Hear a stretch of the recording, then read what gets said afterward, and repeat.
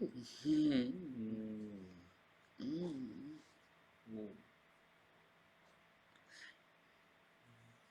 You just feel good.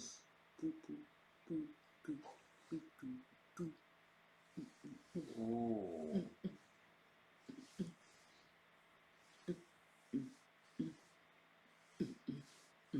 You feel real good. You gotta get your chat.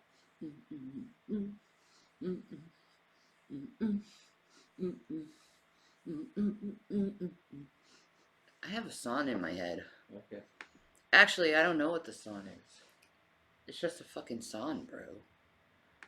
Yeah, bro. It's like no big deal, man. Yeah, bro. Bro. It's just a song. Bro. Bro. Bro. Bro. Dude, I am in good spirits. I will be in good spirits. I feel better. I got a little rest. You know, you need your eyes to rest when you live stream for hours. Watching text. Yeah. It's a lot of watching text. Your back, I was watching the playback. What do you mean my back, Sandra? She means you're back now. Oh. That they were. Oh. Yeah. Sorry. My brain is broke. I know. Hi, God is love. How are you?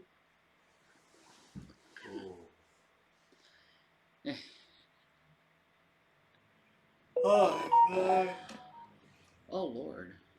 I just got dinged. you big plane. Oh, it's Stacy.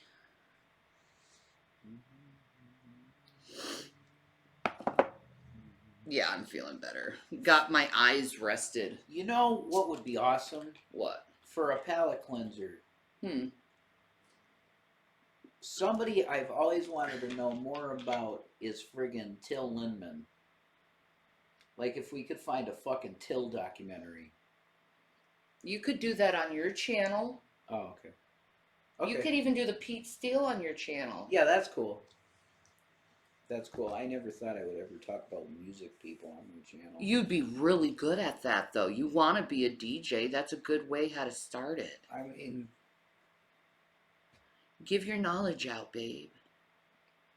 I got some. Musically. Did I get to watch any Friday the 13th movies? No. I don't need to. I got plenty caught up today. We weren't gone long. We were that gone long, actually. We were gone very short period of time. Yeah. You gotta share the window. Ooh. I know, man.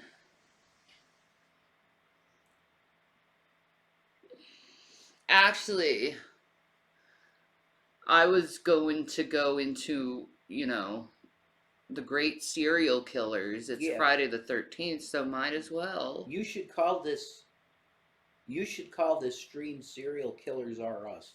No, I don't think the Twitch will allow me to say that. Wow. Okay, so stupid. I refuse to have that as title.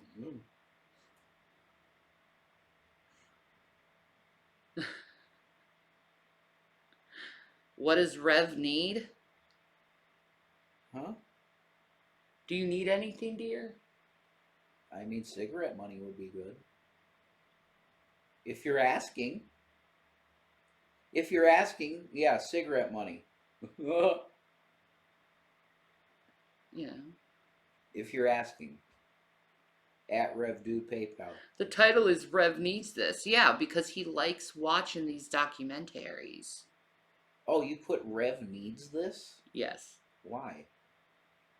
'Cause it's clickbait and you like watching these documentaries. Oh, okay. But now I know why they asked what I need. I didn't know you put... But it's clickbait. Okay. Just got on. What does Rev need? Yeah, I'm good. Hi, Mitsu Mau Mau.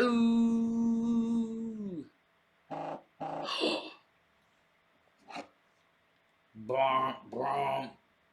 That was TikTok. TikTok really buzzes the phone, dude.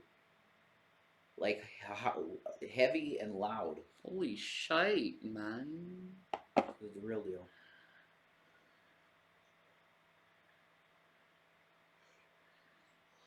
Gotcha. Yas. Some people get the joke, other people are gonna be like, I got a question. yeah. Did most of your video stores have like a X-rated section? Huh? No. No. Okay. Huh. I lived in the Bible Belt most of my life, honey. Okay, they didn't really do that. Okay. Even though they are statistically the ones that use porn the most. Yeah, It's funny. I think so.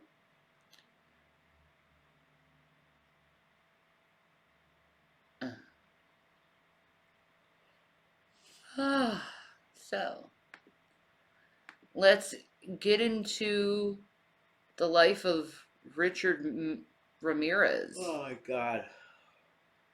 You know, the Night Stalker. Yeah, man. I need like a caffeine IV or something. Whoa. Whoa. I'm tired. I don't know why I'm hitting walls of sleep constantly. Gummies? I don't think that would help. No, save them. But thank you. You're a sweet girl. Okay. Wish I had coffee. Rev needs coffee. I'd love some coffee. From El Paso, Texas, and a self-described. Somebody just said I'm going to make another pot of coffee. That's crazy. Right? Your thighs are gray. Jesus. Okay, bubble tea. That's not my problem. Go to the doctor. Described Satan worshiper began his reign of terror in June 1984. By the time of his arrest 14 months later, Ramirez had gone on a killing rampage so grisly that Deputy District Attorney Phil Halpin said Ramirez had probably rewritten the book on serial murders. A map with pins marking locations of murders, 13 of them, and assaults, vicious attacks, showed that Ramirez moved quickly, killing and leaving, heading to another area to kill again. Night is meant to be a time of rest and peace.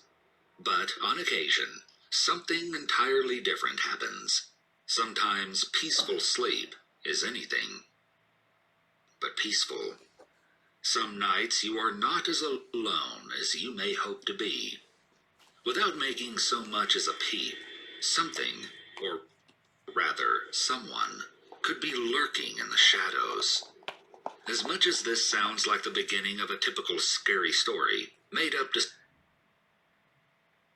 spook you, it is actually the beginning of something much more horrific, and 100% true. This is the truth behind the serial killer who infamously haunted the streets of the greater Los Angeles area in the early 1980s. This is the nightmarish tale of the Night Stalker. What is up, Emu crew? The story we have for you today is one you are... Like, women are obsessed with this dude. Like, they are obsessed. There's a lot of mentally ill people in the world. There really is. There is. How could you get attached to a monster like this? He's good looking. No, that's not an answer. Nope. Nah. Right? To know who he is, what he did. That's not an answer that he's good looking. That's not an answer. Where do you see really hot guys, Janice? Home Depot. Home Depot, yeah. That's fucking true. They're real fucking men, too. A contractor. Mm-hmm. They know how to build shit, put things together. Contractor. The real ones, though. They're strong, knowledgeable, creative. You're right. Janice, you go get your man.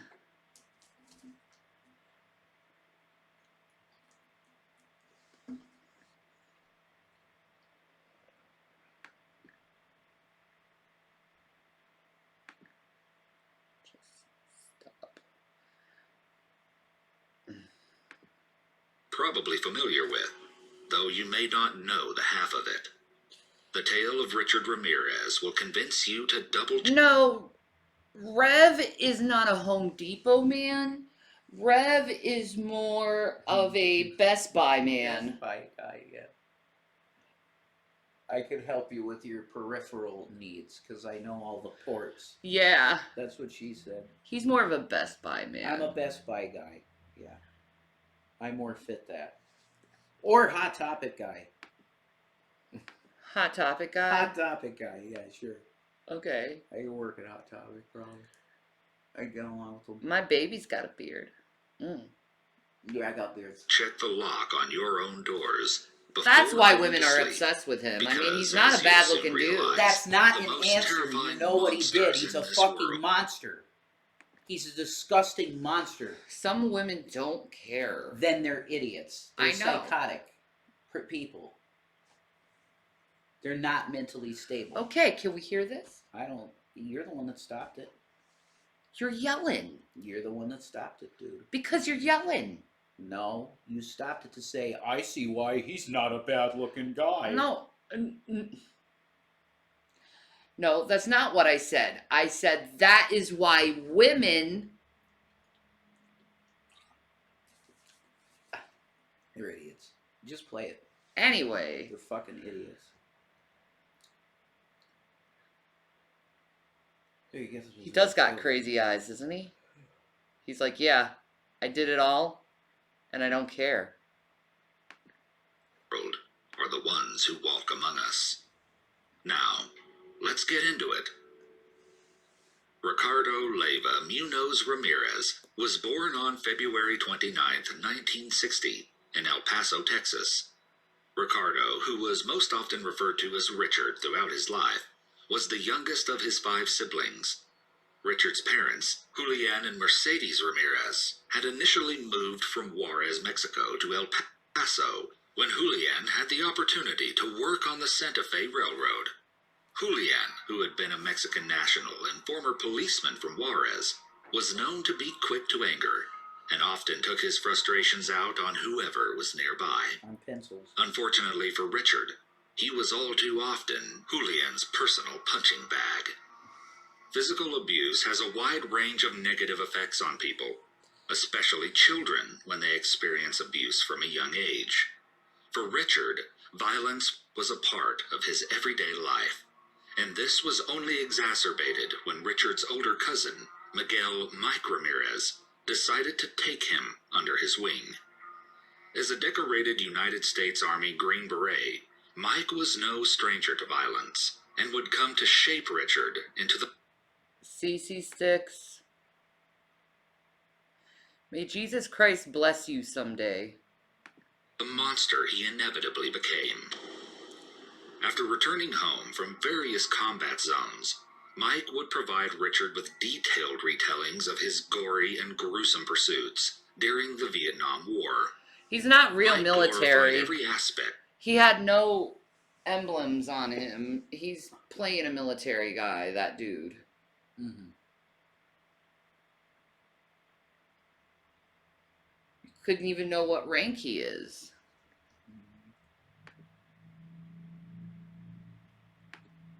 Of his abuse of Vietnamese women, and would even show Richard Polaroid photos of his victims, who were often bound and gagged while Mike posed with their bodies. Jesus. In addition to Mike's willingness to expose young Richard to stories of his own violent endeavors, he also taught him some of the various skills he had picked up in the military, horrifically including stealthy ways to commit murder.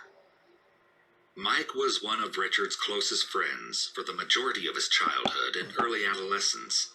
So, when Mike wasn't around, Richard was left feeling rather alone. This sense of lonesomeness, combined with his father's constant maltreatment, led Richard to frequently sneak out of the house. In the middle Jesus died to forgive you, so I think he beats Aphrodite on that one. Of the night, Richard would slip out just to go sleep in his town's local cemetery. There he found a little bit of peace in one of the strangest locations. Though any sort of peace was not easily found for Richard. By the time he was 13 years old, he witnessed death firsthand.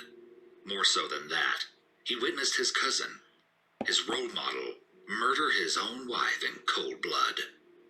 On May 4th, 1973, Richard watched intently as Mike used a .38 caliber revolver to settle a domestic argument with his wife, Jessie, by shooting her in the face. Instead of interfering or trying to assist Jessie after she had been shot, Richard simply sat back and took in the scene before him. After Jessie's murder... Hold on, this is driving me nuts. I want the CC on, but I want it to be darker than that, so... I think I might have to... 1 minute, guys. I'm just going to switch to the big window for a minute while I figure this shit out. Because I think it may be YouTube. If I go here at... Would it be under language? No. Okay, it's not. Watched intently as Mike used a .38... Shut up for a minute. Settings... advanced settings... Purchases... No... Privacy, playback, account... Ribbon account, no. Notifications, no. Playback and performance.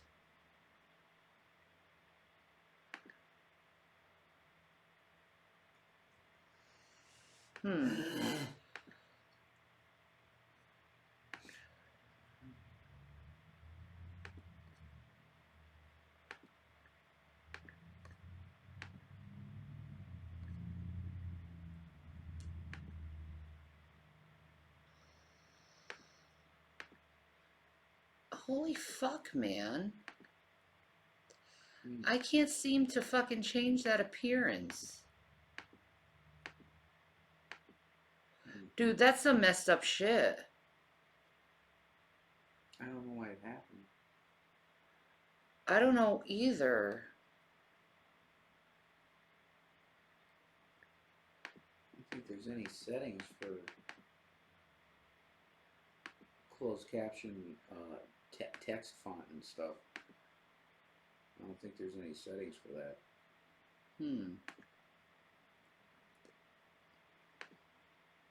.8 caliber revolver. Well, that's weird.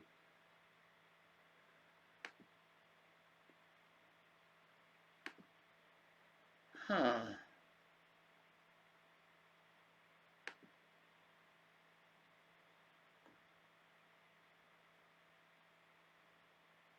Adjust caption visibility in sentence for all. Okay. There you go. What's that doing? Hey, yeah. Okay. Well, then never mind for that. That doesn't work. .8 caliber revolver. Well, you're just gonna have to live with it, I guess, the way it is. Even though it makes absolutely no fucking sense.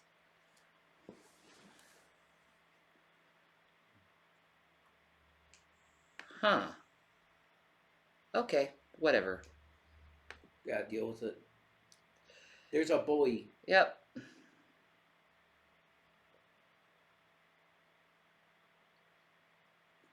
He is a boy.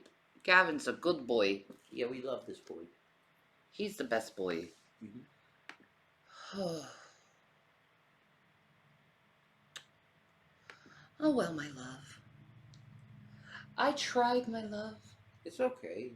It's no real big deal. No, it doesn't look that bad, does it? No, you can read it. I just don't understand why it's gray like yeah, that I and don't. not white. You didn't change anything. I don't know what the hell happened.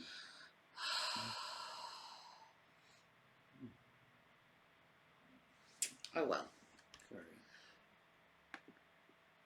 It is what it is. Happy Friday, sunshine. Hi, heavy oil, olive oil. What up, boy? How are you, wonderful, wonderful, beautiful people? My loves. My beautiful loves.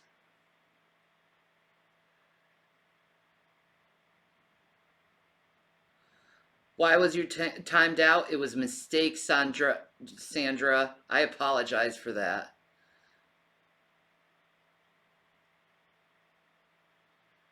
Thank you, Miss Armor. Thank you. I like that vibe, that cozy vibe. Yeah, cozy. Yeah, I like that too. exactly. We got our key cots. Yeah. Gavin had his foods. He did. He has gravy. He did. He had his gravy. Yeah. So he's a happy boy. He's a very happy boy. Gavin. Gavin. Boy. Okay. He's doing his thing, man. He is. He's all in it. May 4th, 1973. All right. Boy. Over to settle a domestic argument with his wife, Jessie, by shooting her in the face. Instead of interfering or trying to assist Jessie after she had been shot, Richard simply sat back and took in the scene before him. Wow. After Jessie's murder and Mike's subsequent arrest, Richard withdrew from his family and his peers at school. Already known to be quiet, he became even more closed off than he had been prior to the incident.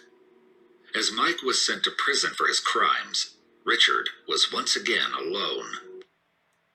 His older sister Ruth noticed Richard's strange behavior and was well aware of the harm he had constantly faced within the walls of their parents' home. So, she offered Richard the chance to come live with her and her husband, Roberto, for as long as he needed. Richard accepted the offer graciously, hoping that it would serve as an escape from his father's anger. Though moving in with Ruth seemed like a good idea at the time, it would ultimately shape Richard, and not in a good way.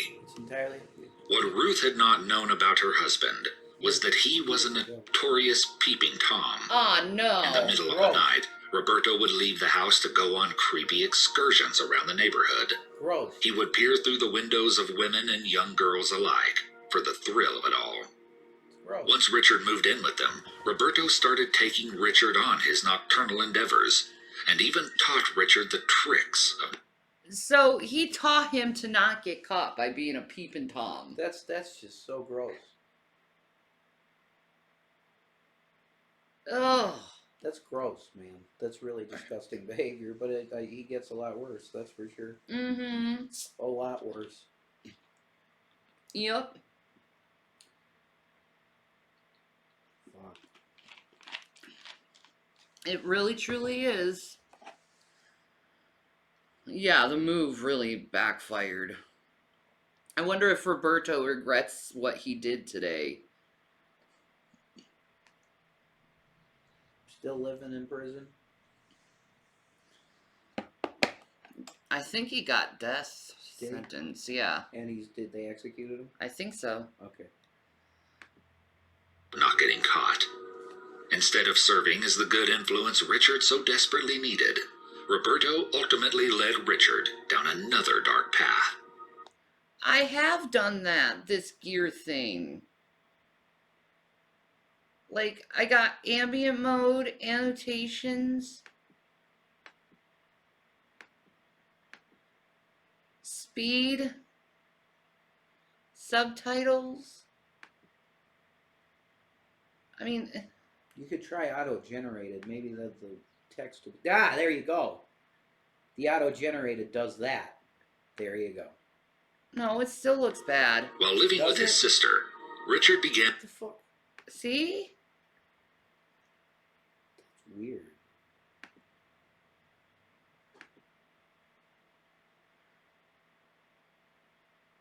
What did it say? Click for something? It said click this again. Oh. You know? What the fuck? Click on the subtitles options.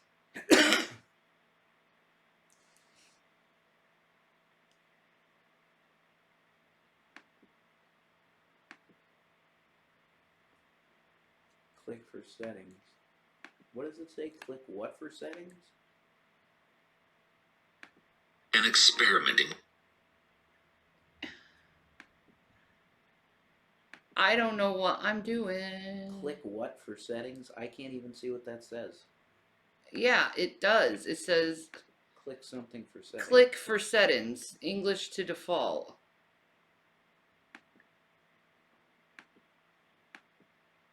Oh, the gear? Click the gear. Yeah, I did You did. click the gear. You already did that. You already did that. I already did that. Yeah.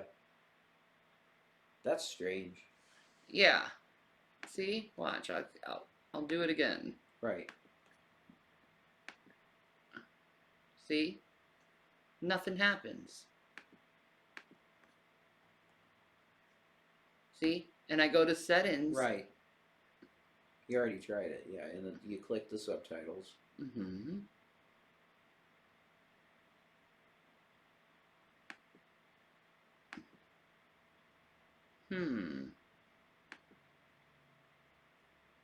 It's not in quality.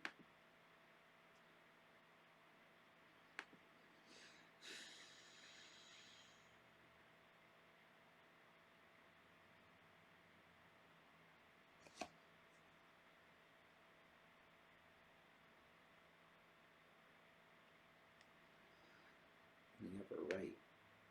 I have.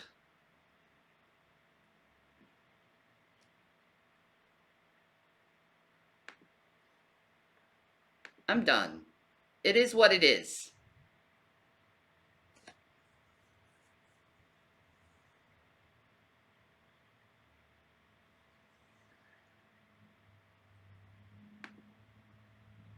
Yeah. Subtitles. Yeah, upper right. Oh, options. There you go. There we go. Background 100%. Will that work? Font, that's what it is. There we go. That's it. There you go. Thank you. Good individuals. Helping me out. Thank you. Thank you, thank you. That's much better. And now you know. Thank you, Scorpion. New menus.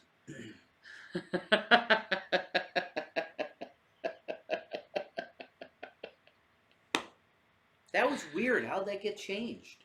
Even. You learn something every day. Yeah. I get better every single day. Nah, it's okay. You explained it pretty good. Yeah. With drugs and started to rely on smoking marijuana and taking LSD. See, What a bully. see, they're trying to blame it on those things, and a lot of people do that and not do what Richard Ramirez did. Exactly. Oh, So it's probably something else. yeah.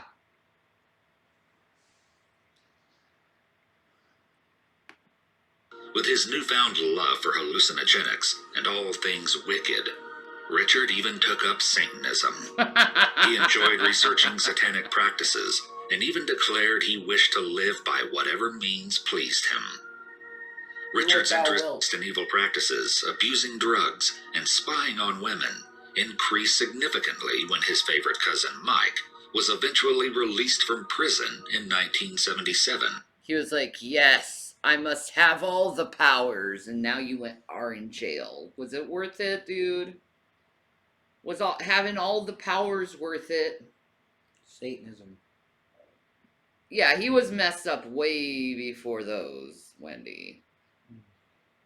Absolutely. I wonder if he, at the end of his life, did he regret any of the thing? Did he think everything he did was worth it? I bet he did. Look at his face. He smirks. In that picture, he's smirking. Yeah, he is. You don't cure that either. You're not going to cure a person like that. No. Crazed. No. That's why they make prisons for guys like him. I wonder what caused him to be like that. Well, did we get to hear about his childhood? I don't think so. They didn't talk about his childhood. Not really. Not yet, at least. No, they're talking about the day of, right? Still. Of one of his killings or whatever. We got no party favors. Despite the fact that he murdered his wife in cold blood just years before, Mike was eventually found not guilty of Jesse's murder by reason He was abused as a child in the worst ways. There you go. There you go. I believe these people, these serial killers, are created. Yeah. Not born inherently evil. Yeah, I agree. And it's caused by trauma. Mainly. Which is why we really need to put awareness out there not to traumatize people, because we may be creating someone that we didn't want in the world. That's true. And bullying can lead to this shit too. Yes. Bullying needs to end completely. Yes, it does. Completely.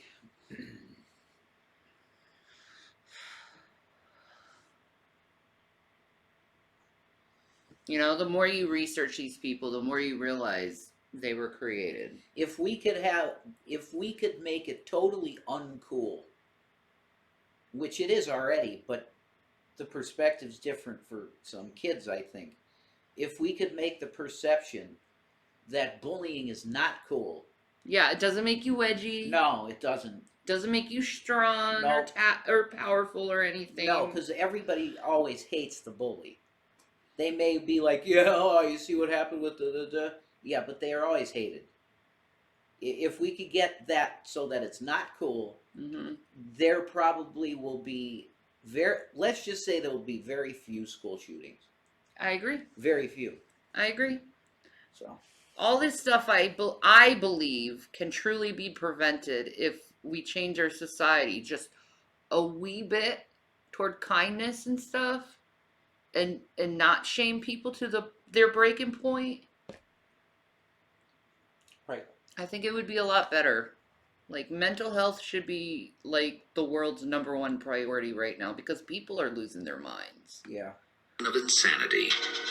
As a result of his release, he Hi, once again homeless. became the strongest male figure in Richard's life. With the combined influence of Mike and Roberto, Richard started to realize what he wanted out of life.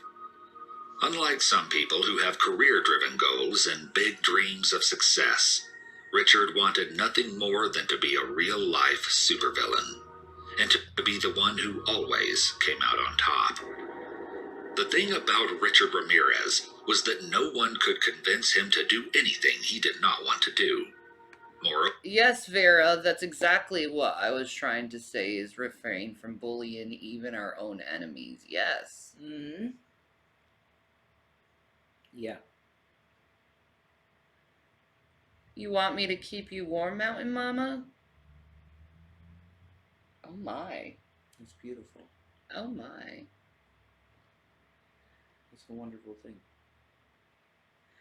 Ah, he's a Iru crew. What's up, homeless? Gavin's like, oh, Moreover, if he wanted something, he would take it for himself. So Richard tested his luck with small, petty crimes.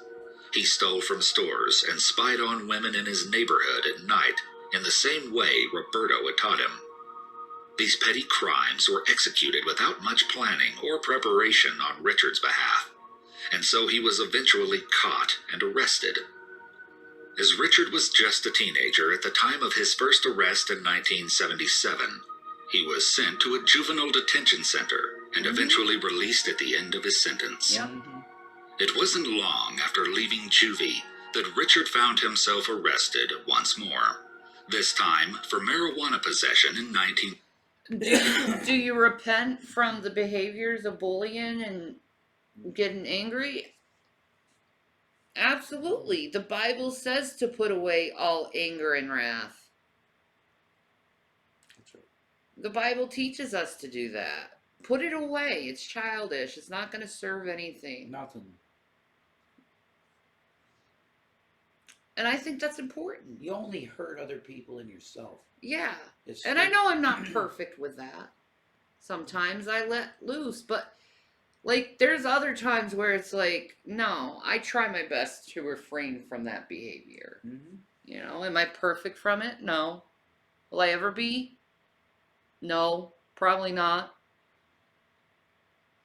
But it's just best to treat your fellow man as they're precious. Yeah. Their life.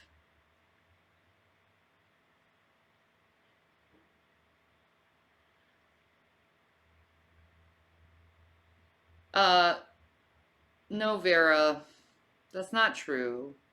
So I'm gonna time you out because I think you're trying to cause drama. Alright. See you soon. No drama. 1982. He was initially placed on probation before eventually becoming free and independent once more. Before eventually dropping out of high school, Richard took up a part-time job at his town's local Holiday Inn. There, he was instructed to clean rooms and keep things tidy around the hotel. However, the power of a universal pass key eventually burned a hole in Richard's pocket. So Richard began letting himself into the rooms of guests staying at the Holiday Inn. He would snoop around and even take things that he found interesting or valuable in the moment. Soon Richard became even more daring. He started spying on guests, especially those who were staying in the hotel. Much later sentence than Jules would have given, you've been showing mercy. I know. It's on my heart. It's on my heart. But just some people just need to stop pointing their fucking fingers at others and just chill the fuck out sometimes. They always try to get that gotcha moment, you know? Stupid. Yeah. It's dumb. It's Lame. childish. It's fucking lame. Like, grow up, you narc. Yeah. Tattletale. Stop that shit. It's dumb. And you're With better their than that. spouses.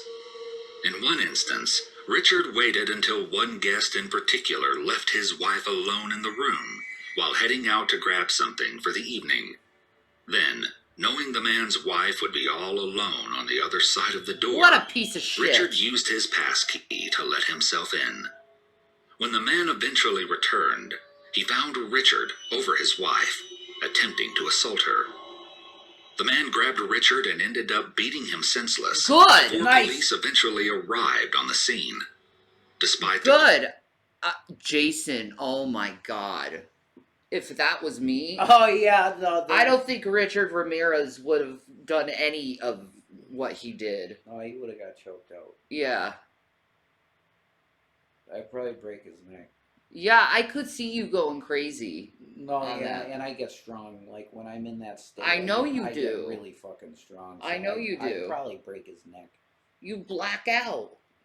Not blackout completely, but it gets cloudy because the Yeah. adrenaline. Yep. It's adrenaline. Mm-hmm. That's what does it. Mm-hmm. I would have broke his fucking neck probably. Yeah. Exactly. No Ramirez, fuck you, dude. Yeah, he's a piece of crap. Predator. I know. That's it.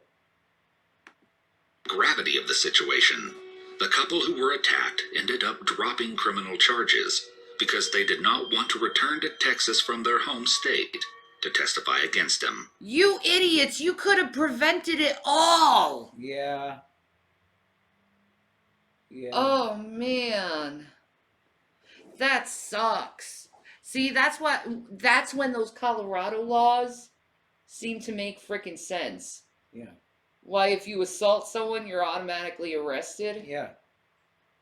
I get it. without the consent Yeah. of the victim. I get it. It still doesn't seem like a good idea. I could fight a motherfucker, sure. Why would I want to? I don't like fighting. I think it's bullshit, but could I fight? Yeah, I could fucking fight. Sure I could. Anybody can fight. Yeah. It appeared that Richard got away with his attempted crime, and all the experience did was give him a taste of what was possible. And he wanted far, far more than that. By the time Richard entered the 9th grade, he decided to drop out of Jefferson High School in El Paso and move away from his family. He did not want to be around his father, who tormented him, nor did he want to continue living with his sister, despite the bond he formed with her husband. Yeah. At this point, Mike was in and out of Richard's life as well. When Richard was around 22 years old, he ended up moving to California. California would not only become his new permanent place of residence, it would also become Richard's twisted criminal playground in the early 90s. Yeah, and California has like this energy that like a lot of people do weird shit in California, man. Mm-hmm. It's the energy there, man.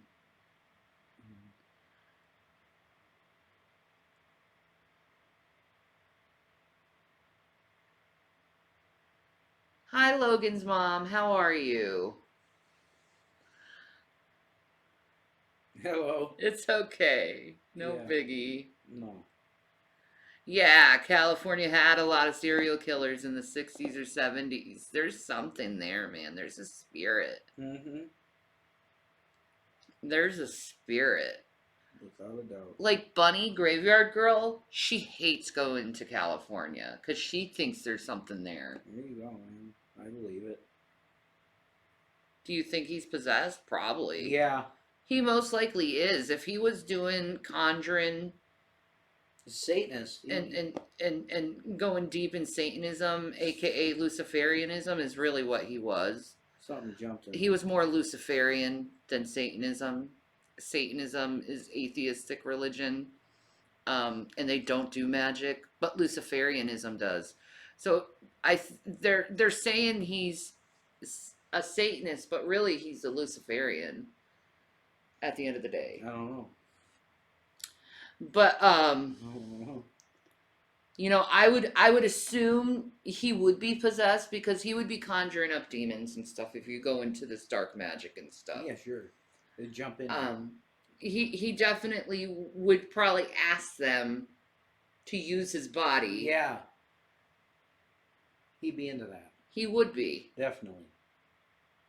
So what do you got? You got a demonic spirit, maybe a fallen angel spirit inhabiting your body. Spirit of murder. Yeah. With Legion. This is what happens. And even if you take it the atheistic point of view, okay, the very actions of him believing this stuff is true has caused him to be so delusional that he may feel like he is possessed himself and he has to do these things. If you take it even in an atheistic point of view. So, here's your answer. Shanny, look at this. Oh, never mind. Oh, he's a good boy. He had his head on the couch. 1980s. Once in California, Richard was arrested for cocaine possession and even a car theft charge. The combination of these two crimes led to a short-lived jail sentence. But Richard's worst crimes were just starting. In April of 1984, while in between homes, Richard often lived out of hotels, including one in the Tenderloin district of San Francisco. Richard had managed to find access to the hotel's basement, which was seldom entered by any of the staff. It was there, in the dark, damp basement, that Richard brutally attacked, beat, and stabbed 9-year-old Mei Lung to death Jesus before hanging Christ. her lifeless body from... Look at that beautiful girl. What the fuck, dude? A 9-year-old? He found his first victim was someone weak and vulnerable that he could take advantage A of. fucking 9-year-old little girl. Because he was too much of a coward to do like an actual fucking man. What the fuck? Well, let's start with a child first. They're easy bait.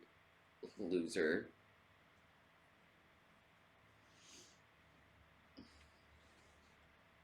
What an awful piece of shit. Gross. Beautiful girl. from a pipe. Despite the severity of the murder, no one initially even suspected Richard, as he had abandoned the hotel long before the young girl's body was located by officials. In fact, Richard would not be found guilty of Mei Lung's murder until 2009. So Richard got away with yet another crime, this time an actual murder. Escaping the suspicion of police and investigators gave Richard a sense of gruesome pride. In fact, his first successful murder lit a fire under Richard, and ultimately made him insatiably hungry for more. In perhaps one of the most infamous murder sprees in California's history, Richard Ramirez set out on a series of half-heartedly planned attacks on seemingly random households over the course of April 1984 to August of 1985. Dr. Pepper? Over the span of a little over a year, Richard transformed himself into a real-life, bloodthirsty monster, becoming the Night Stalker. On June 20... I hate to say it, man, but I think he's a freaking fraud. Like, he was just trying to see if whatever he was trying to accomplish was going to work, and it failed him miserably. See, this is why you don't go into this shit and do this shit. Yeah. You know? You sell your soul to the devil, and the devil is he's gonna take his due, man. Yep. Which is your destruction at the end of the day. It certainly ain't gonna make you powerful as you think it is. Maybe for a while you be deluded that you have power. But at the end of the day, everything you thought you were is gonna be stripped away from you. And this is every single Luciferian that goes down a route very similar to this. Like, stop doing dark magic. It's like, it doesn't work. Stick to the white. Yeah, it doesn't work. It's just gonna cause your destruction, okay? It's physics. You know? You do something negative will happen back to you, you know?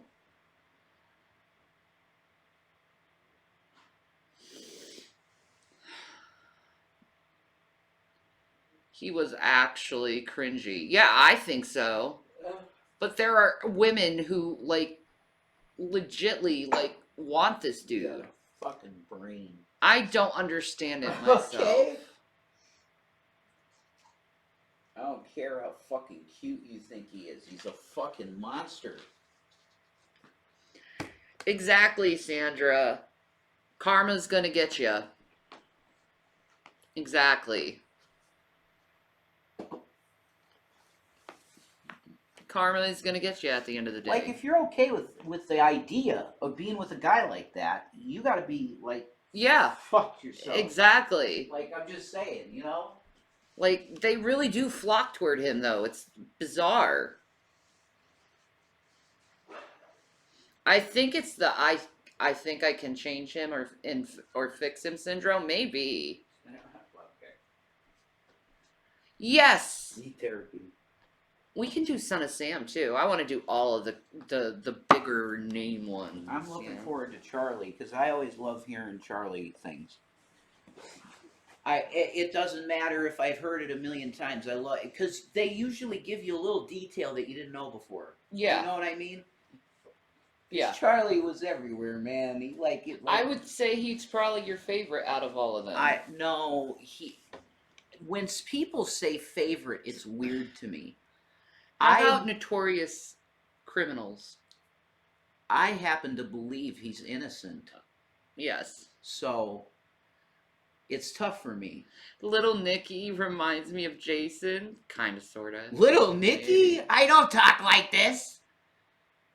Didn't little Nicky talk like that? I don't talk like that. Little Nicky? Holy shit. All right, I gotta get with it if I'm. It's not a bad thing. You're innocent in a lot of ways. Sorry. Oh, I'm naughty though. Yeah, you can be naughty. I'm not. You know, I've got a dirty side, definitely. I don't let it out much because I want. Oh, he said your humor. Oh, my humor. Okay, silliness. Yeah. Okay, I can see that. I have to watch that movie again.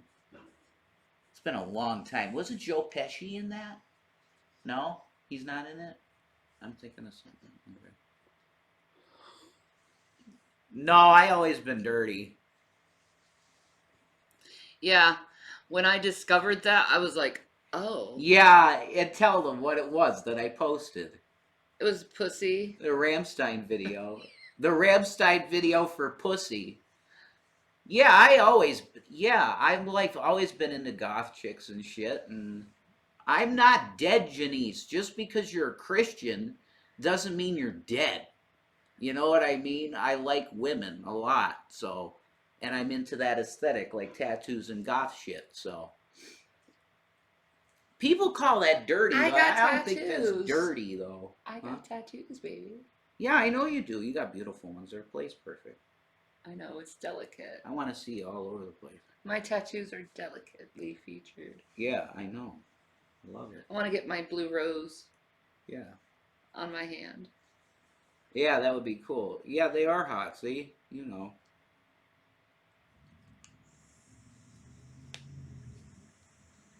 Oh, I want my husband at the end of the night. You damn well know that. Baby. My man has the best hands ever. Ooh. Anyway. 8th, 1984. The Night Stalker took the life of his second victim. This time, Richard chose to attack and brutally murder Jenny Vinkow. Vinkow was a 79-year-old woman who lived in a small... So you go after a little girl first and now an old woman. You Whoa. fucking coward. This guy is like zero, okay? What a cowardly bitch. But do you see what I mean? What kind of woman would know this about the guy, that he's a fucking coward scumbag, and be like, oh, well, yeah, could we be pen pals? And like, yeah, he's insane, women. Not a role model. Okay. No. Okay, Jesus. That's disgusting to me. Mm-mm. Why would you do that to Grandma? What? Oh my God. Like, come on, man.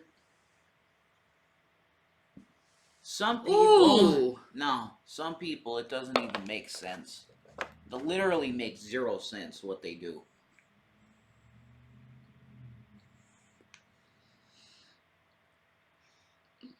Yeah, exactly. Gutless. He can't go to a man equal size to him.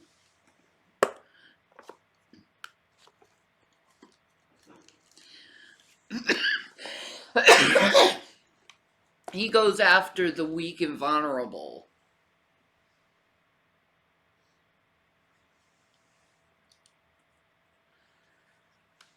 There's no sacrifice in that.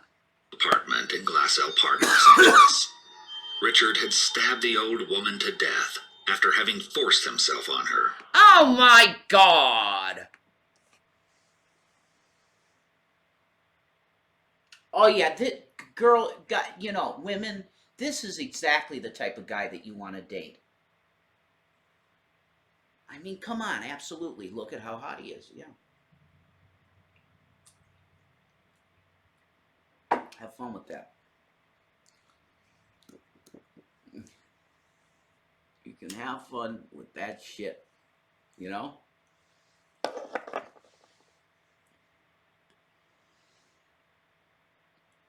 Ooh, muffins. I attract men who like broken women too, Janice. It's okay. I am a broken woman.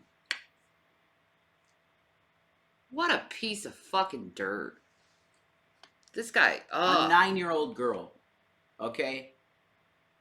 His first victim is a 9-year-old girl. That's all you need to know about this sack of trash. Can we please exterminate it? Before fleeing, Richard even nearly decapitated her without leaving any evidence behind to identify him at the scene. Really? That is, except for a smudged fingerprint on the mesh screen window I'm gonna had get been you supposedly somehow. removed for him to access the apartment. You fucker. Despite the fingerprint, investigators did not even know Richard Ramirez's name at the time of Jenny Van Gao's murder. However, it would not be long before the Night Stalker would make his rounds in the greater Los Angeles area and earn... See, he even goes to LA where the crime is high. You know? He's a coward. Yeah. And he picks the vulnerable. Disgusting. Fuck. Ugh. Gross. and his infamous nickname. Determined to kill again on March 27, 1985, just a little under a year after his last murder, Richard shot a 22-year-old woman in the face just inside the entrance of her own home in Rosemead, California. Wow. The woman, Maria Hernandez, had just pulled her vehicle into the garage upon returning home. Why? So again, he picked someone vulnerable. Vulnerable, sweet lady. Why? She probably had no idea he was behind her. It just makes me angry. Why? But he got to live on in jail like a fucking... Oh, it's gross, dude. it really is. It's disgusting. When she was met face to face with a wide-eyed Richard Ramirez, pointing a .22 caliber handgun directly at her. As he fired, Maria instinctively moved her hands up to her face in an attempt to shield herself from the bullet barreling toward her. By some luck, the keys in Maria's hands actually managed to cause the bullet to ricochet away from her face, That's amazing. allowing her to avoid being struck altogether. That's an angel. Realizing that his shot had missed, Richard decided to flee the... Jesus saved her, man. That That was- was an angel, That was a man. fucking angel. That was divine intervention, man. She guarantees. Praise Jesus. Guarantee she's a Catholic that loves Jesus. Oh, praise Jesus. God, Oh, thank you, Jesus. yeah, God was with her. Oh, This demonic sack of shit. you coward. Demonic. He runs, too. That was karma. Exactly, Sandra. Little coward ran. That's not surprising. We'll go find another 9-year-old, you scumbag. scene as fast as possible. In doing so, however, Hi, he Dio. essentially ran into Maria's 34-year-old housemate, Dale Yoshi Okazaki. At the sound Yoshi! of the gun, He hurt Yoshi? No! Oh, that's unacceptable. That's it. Alright, he violated a Yoshi. We can't do this anymore. You should wear the Team Yoshi shirt. It's too hot. Yeah, I This thing agree. feels like a tent. It does. It's so big. He hurt a Yoshi, that's it. He hurt a Yoshi. Unacceptable. Yeah, Janice is like, no. Yeah. Nah, he didn't hurt any other kids, but the first one, which was more than enough. Yeah. That's more than enough, yeah. Yeah, he goes after women. She's a pretty lady. She is a pretty lady. shot, Dale had rushed toward the garage entrance, wherein she found Richard Ramirez staring her down with a gun. Dale tried her best to duck behind the kitchen counter to hide. Unfortunately, when Dale raised her head up to get a better look at Richard, he shot her point blank in the forehead, Christ. killing her instantly. Not even an hour after escaping from Dale. That's great, dude. Yoshi murderer.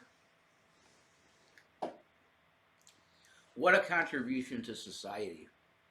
It's definitely good. Jesus. Ugh.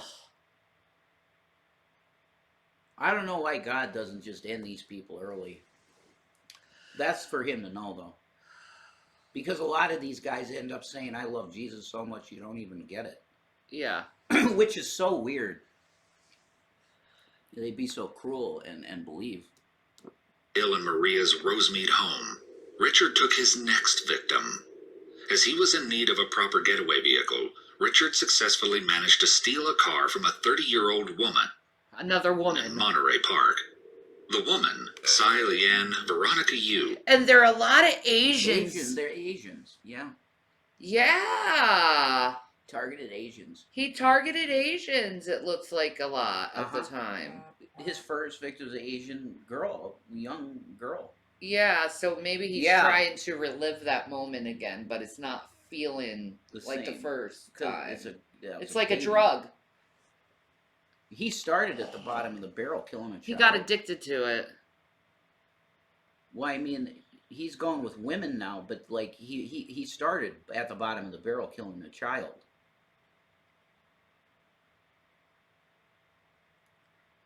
Did somebody order food, Ted? Oh yeah, no, I don't think Eileen ended up being able to place an order or something, because nothing ever came. So it's okay. I had a sub. I had half a sub. I'm cool. Was he racist? Huh. I don't know. They haven't mentioned that yet. Well, it's looking like it. Yeah, she had to go to work. It's cool. Yeah.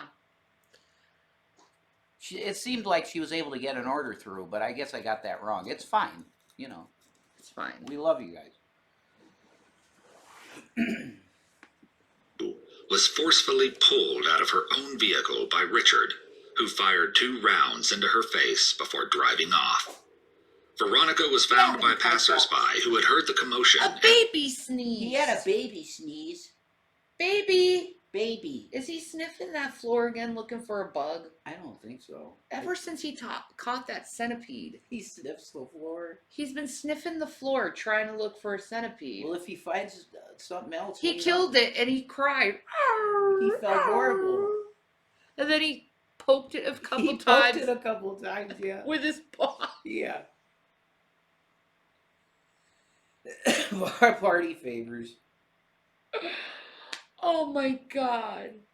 Gavin's too cute. Yeah, you guys are awesome when you send shit. It's just, Yeah. It's really cool. It does help us. Yeah. Even the stuff that's trolling, you know, the hot stuff, I appreciate it. It hurts, but I appreciate it. It does. Yeah. And the gunshots and called local authorities.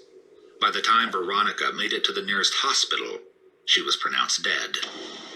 2 brutal attacks within miles of each other instantly made the news. That evening, it appeared a monster was making its way through Southern California. A monster that the media dubbed the Walk-In Killer and the Valley Intruder. Just 10 days after his 2 successful and 1 attempted murder, Richard struck again. He's starting to get addicted. This time he to made it. his way back to a home located in Whittier, California, that he... Hey, sir, it's not quite the adrenaline rush like it was the first time, was it? He's feeding the demon. Yeah. I believe he's possessed. Yeah, probably. It's the look in his face. It just screams possessed to me. He had broken into in the past. Around 2 a.m., Richard let himself into the home of 64-year-old Vincent Charles Zazzara, who he killed in his... Oh, the little coward went after an old man. He's like, okay, now I need to do a man. Oh. So I'm gonna do an old man first. Fucking old man. Alright. And he was in his sleep. Yeah, coward. Very much cowardly attacks. I would say. He ain't picking on any fucking football players or nothing. You know what I mean? He's not as badass as he seems. But most of these guys, like BTK, right? He would take like vulnerable girls. Mm-hmm. Most of these scumbags prey on people that are vulnerable and innocent. Yeah. That's what they do. Yeah. Fucking disgusting shit. His sleep shortly after entering the house. Though Vincent's death was quick, the sound of the gunshot awoke his wife Maxine, who had been sleeping soundly by his side. When it came to Maxine, Richard thought it best to keep her alive. Oh my God, I'm so sorry about that, Ted. Is she okay? The 88-year-old woman? That's messed up. That's disgusting shit. Hi, Cap. Just for how much money are you going to get out of that? That's so fucking disgusting. It's not worth it. No, it's never worth it. I don't care how much you're getting. Preying on an old You person. definitely ain't gonna appreciate that $9,000 worth of computers. No. Rummage through her purse. God, that's fucking disgusting. Well, at least she's okay. Yeah. She didn't get hurt or killed. Yeah. God. Fuck. At least for a little while, so that she could help him locate all of the valuable items the couple kept in their home. Richard beat Maxine and eventually bound her hands to keep her in place, while he searched in the drawers she had directed him toward. Much to his surprise, Maxine had actually managed to escape her bonds and maneuvered herself over to the bed. Good girl. There, Maxine reached under the mattress and retrieved a shotgun that had been hidden there Yeah, since the couple's girl. last break-in. Unfortunately, Maxine realized all too late that the shotgun was not loaded. Oh, no. When Richard turned his attention back to her, he was overwhelmed with anger to see her with a weapon, and he shot her 3 times with his .22 handgun. Though the gunshots killed her almost instantly, Richard was not finished with Maxine. Instead, he headed into the deceased couple's kitchen and retrieved a large carving knife before returning to the bloody bedroom. There, Richard repeatedly stabbed Maxine's lifeless body, and even gouged out her eyes and placed them in a jewelry box, which he left with. Before fleeing the scene, Richard made sure to leave clear footprints in the couple's flower beds with a pair of Avia sneakers. Richard knew that the footprints would be easily discovered by police, which they were. Investigators were sure to photograph and cast the footprints in hopes to have a better understanding. I can't understand how someone can do that. I don't either, dude. Oh my God. That's why I think that it's by nature, killing in this way is Demonic. It's demonic shit. Yeah, man. Because they don't act human anymore. Well, how he took her eyeballs and stabbed her, it Yeah. seems very ritualistic to me. Yeah. You sense that too? It feels that way. Ritual. Yeah. Yeah. He was on that date show, right? I think so. Maybe. Was it Ramirez? Or was it Ted Bundy? I think it was. Yeah, I think it's Ted Bundy. Was on the dating show. Ted Bundy.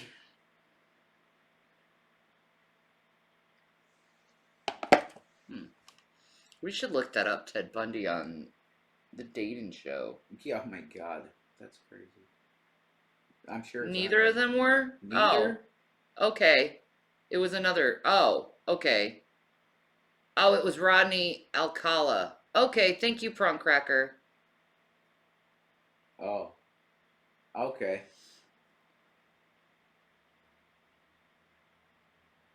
Okay. Standing of whomever they were looking for, but the footprints were the only clues they could find. Police quickly realized that the bullets left behind at the crime scene were exactly the same as those from the Rosemead murders just days beforehand. Ha! It was evident to investigators that they were not simply dealing with her. There we go. He's starting to get messy. Messy. They all do. Yep. They get more flagrant, and they start they need to do it more and more. What do I think of Ted Bundy? He was a very well-spoken, charismatic man, and it's a shock when you hear him speak that he would do such things. It's shocking. It really is, because of how well-spoken he is. I'm sorry about that, dude. Sorry, Ted. But you aren't Ted Bundy. You're Ted Williams. You got my son's name. And Jason's middle name. So. Be that bloody hammer, man. Yeah. Be that bloody hammer. That you have to be. horrific but random murders. No, they were on the trail of a serial killer.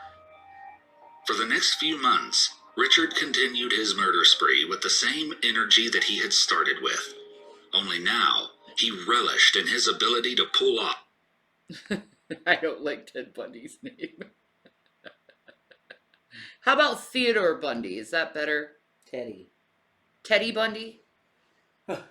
Oh, that makes him sound really like a teddy bear. Like he's soft. He's not. He's really bad guy. Off such brutal murders and get away with them. His various killing styles changed as each victim presented Richard with new means of murdering them. With most of his female victims, Richard would assault them before or during killing them.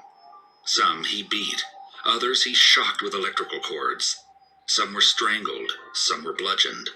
Some he simply shot point blank before mutilating their bodies. But a rare few managed to survive the Night Stalker's attacks. On August 24th, 1985, Richard headed down to Orange County, California, to the town of Mission Viejo.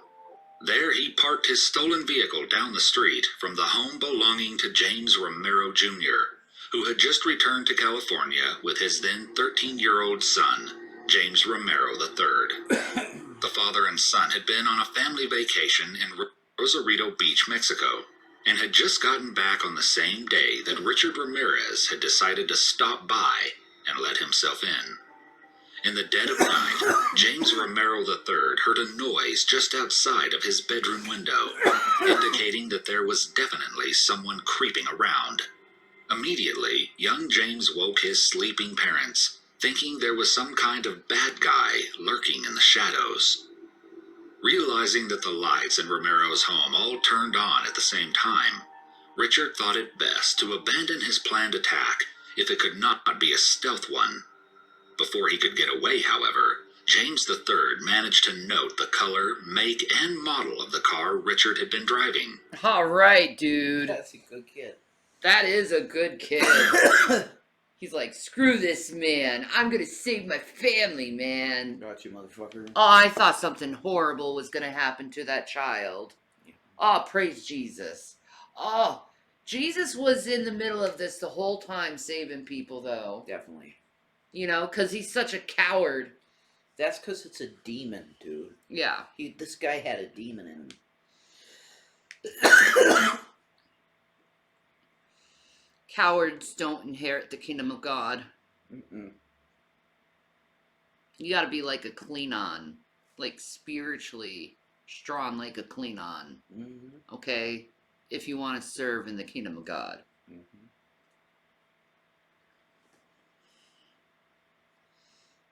He was a Satanist, I know. That's why you don't go down that route. It's dark.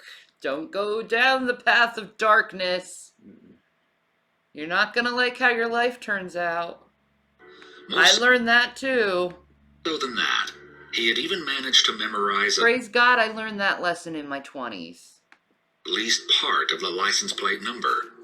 A 13-year-old boy had managed to obtain more information on Richard than any investigator to date.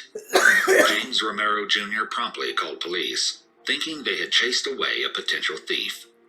Little did they know that they had come minutes away from being the Night Stalker's next victims. Shortly after his failed attempt at the Romero's home, Richard found himself breaking into the house of Bill Carnes and his soon-to-be wife, Inez Erickson. As per Richard's infamous fashion, he let himself into the house and snuck his way into the couple's bedroom. There he woke 30-year-old Bill Carnes from his sleep by cocking his .25 caliber handgun. As Bill lifted his head in search of the sound's source, Richard shot him 3 times. Then he turned to Inez. Richard looked the frightened woman dead in the eye and told her that he was the Night Stalker. He then forced her into swearing up and down that she loved Satan.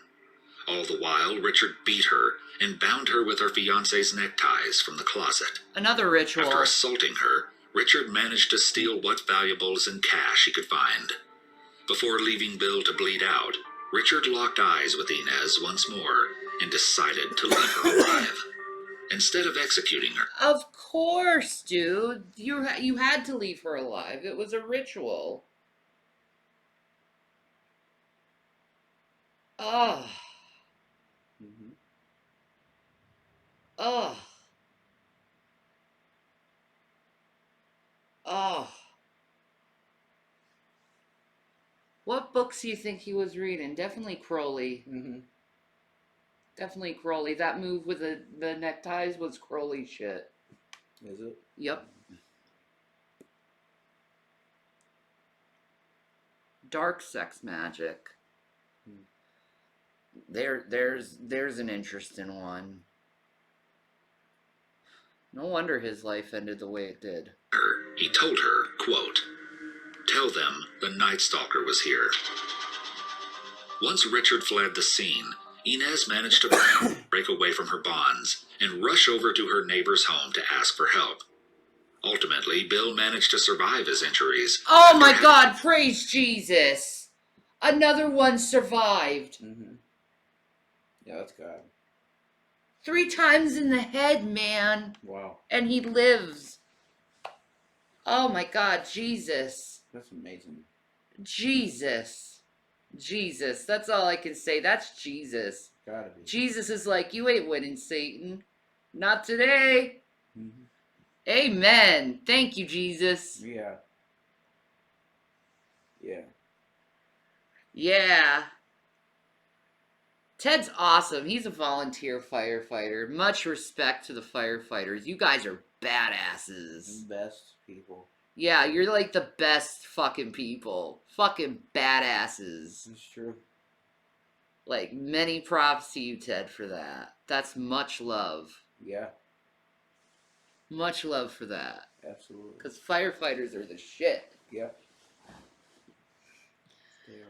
Now I have to ask you the question you've probably been asked so many times as a firefighter. What did you think about the movie Backdraft?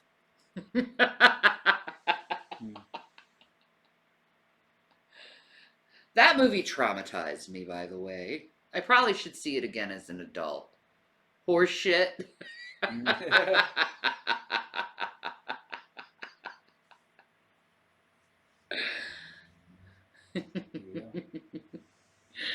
You're awesome, Ted.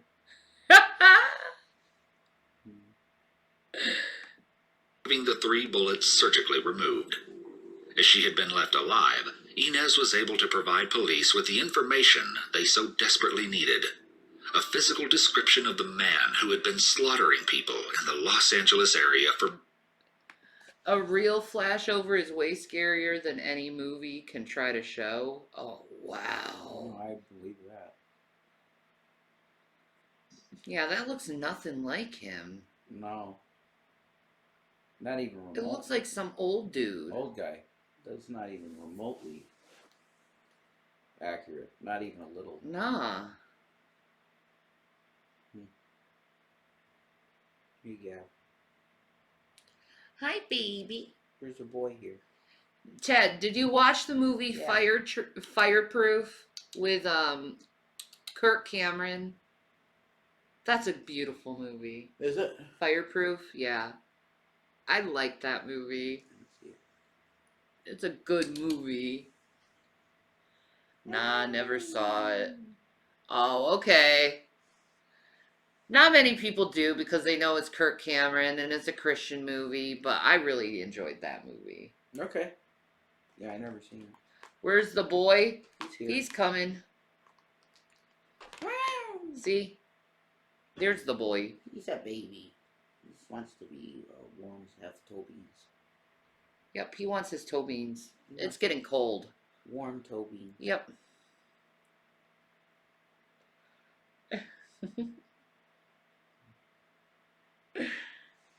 But that looks nothing of Richard Ramirez. No wonder they couldn't find him. for months. Police were also once again able to photograph and cast the footprints left in and outside the home. Just 4 days. Imagine being in a suit blind because of the smoke. You can't see and you're feeling around for people that are trapped, and all of a sudden it looks like a fucking sun ignited in the room you're in. What? It's nightmare fuel. That's Holy insane, shit. dude. That's insane. For real. That's insane. Wow. Wow. Wow. We can describe it well. See, you're the type of person I would bring to, like, crazy fireworks stuff. Yeah. Yes, Gavin Kit Kats would take your pets, boo. He loves pets. Okay, you're a firefighter, so you might respect this. You might not. You might be like, that's incredibly dangerous. You're fucking stupid, Shannon. But I lived in Fayetteville, North Carolina for a while, okay? A place outside the skirts called Bun Level, right? And they just have these huge mounds of fucking fire ants and shit. So what I used to do to get rid of those son of a bitches, because they bite. They fucking hurt, right? I used to pour gasoline on the fire ant nest, and then take a match and just throw it, and it just goes poof. And then I don't have to worry about fire ants for a while. Because I killed their nest. There you go. Nuke it. I did. I nuked those damn fire ants. You're welcome, boo. It's a Gavin Kit Kat. I hate them. They get in to God knows where. You like have a piece of like maybe a crumb of bread, and then there's like a billion freaking fire ants on your counter. Well, I'm a pyro too, so yeah. So respect, yeah. Nice. I like fire. Or the time where me and my brothers put an axe can in the middle of a fire and it took off, and that was hilarious. It was like, what happened is it was we tried to put the can of axe in the fire and nothing happened for like 20 minutes, and we were like, nothing's happening. So we just leave the fire going because it's gonna go out. It's in this metal pan, right? We just made sure it was safe and shit, right? And then we go back in the house. 5 minutes in the house, we hear this boom right at our glass door. Jesus Christ. And it was the axe can, and it like took off, and all I heard was my brother go cool. And he started giggling because he actually saw the axe can take off from the fire and hit the door. What the hell? That's insane, bro. It hit it hard too. That's nuts.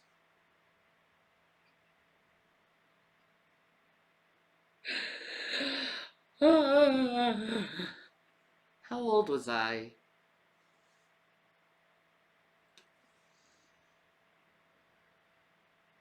It was right before I got pregnant with William, so 22? 22?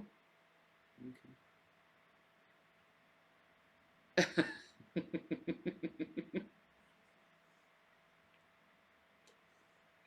The worst part of my duty was an EMS assist. We had a habitual customer where he was 700 pounds, and we had to carry his ass every time he had a medical emergency. Oh my God, I'm so sorry. Good God. You carry him? That's insane. Oh, yeah, your poor back, right, Monkey Toast? Wow. There's a Gavin. He's a good boy.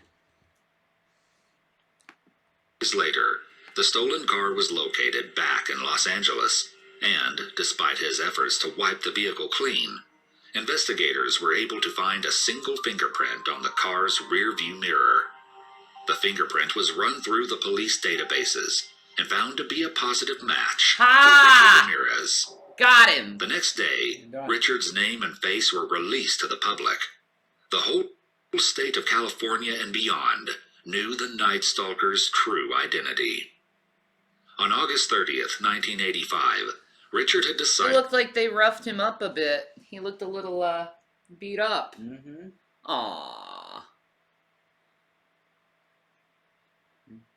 This is when the devil takes his due, man. That's right. You got it. to visit his brother who lived in Tucson, Arizona. Unbeknownst to him, his face was plastered on every newspaper and every television station in the state of California. Unfortunately for Richard, there was an issue with meeting up with his brother, and so he backtracked his travels to return to Los Angeles. Man. Richard ended Okay, it looks like... Wait. Let's go back here. Just what I see. Alright. So it looks like his forehead got kicked up. You know? Mm-hmm. Definitely his nose. He took a boot to the face, dude. Mm-hmm. How much do you bet he took a boot to the face? Something like that. Yeah, it looks like they broke his nose, too. It's bent, man. Oh. Man. Was it worth it, bro? For Richard, there was an issue with meeting up with his brother, and so he backtracked his travels to return to Los Angeles. Richard ended up back in LA early on the morning of August 31st, and though he didn't know it, Oh my god, Ted. Though I had a chuckle when he was confused on why we had to cut his wall out, and my chief literally looked at him and said, "If you can get yourself through that door, we'll put the saws away." Oh my god. Holy shit. Pretty nuts. Oh my god. He shut up pretty quick. Yeah. Wow. Wow, they're trying to save your life, dude, and you're bitching and complaining because you eat too much. Like, dude, get some therapy. investigators had been tracking his every move. Police believed that the Night Stalker would attempt to flee on an outbound bus, so they lined up all over the block in the hopes to stop him. Richard had noticed the police officers and managed to keep his head low and avoid being spotted as he walked into a nearby convenience store. That is, until a group of women caught a glimpse of him. The group of old Mexican women shrieked in fear and called out frantically that the man before them was none other than El Matone, the killer. Richard looked around in a panic as he realized that dozens of magazines in the store had one face staring down at him, his own. Richard fled from the store as fast as he could and even darted across the busy Santa Ana freeway in the middle of traffic in an attempt to get away. In his mad dash for a hiding place, Richard attempted to carjack a variety of vehicles, but was unsuccessful in each attempt. All of a sudden, bystanders watching Richard run realized they were in the presence of the Night Stalker in broad daylight. Together, a group of residents from the neighborhood managed to tackle him to the ground. Oh, man! No shit. The residents got him, not even the police. Wow. Hell yeah, man. That's called community. Yeah, that is. Definitely. Yeah. People need to start doing that again with these mass killers, man. Yeah, I agree. Definitely. Like, don't be afraid of that stuff. You're being a hero. You're saving people, man. Yep. Trust me. Jesus would do it. Jesus would do it to save others. You know? Spock did it. Spock said what was it? The many outweigh the few or the one. Right? Right? Wow. That's awesome. He deserved that shit. No doubt. I hope he was scared. Mm-hmm. And even managed to strike Richard over the head with a metal bar, Oh! forcing the serial killer to fall to his knees in pain. That's what it was. The group of Good Samaritans relentlessly beat the subdued Richard until police arrived and promptly arrested him for his brutal crime spree. I hope they didn't charge anyone with assault. No, they didn't. Nah, man. Woo! That's crazy. Right? I'm not the gal. They fucked him up. Yeah, dude. We don't want that in our neighborhood, man. That's awesome. Richard was then finally taken to court for his horrific attacks and murders. He is famously remembered for shouting during the court proceedings and drawing a pentagram on his hand, which he showed to the court, as well as another in his blood on the wall of his cell. Interestingly, the state of Richard's teeth ended up being a turning point in his trial. Richard was known to have decaying teeth, and by the time he was in jail, 9 of his teeth were rotting, while some were missing altogether from both his upper and lower jaw. So? His father had provided him with an alibi during his trial, stating that Richard had been in Texas during one of the weeks where there had been 3 attacks, and therefore... Why did they put that in there about the teeth rotting? Teeth rotting. That's weird. I don't Laugh know. out loud. I've had homeless people try to attack when they start fires at their camps in the woods, and we go there and put them out. They cut that shit right out when we started going back with the Halligan bars in hand.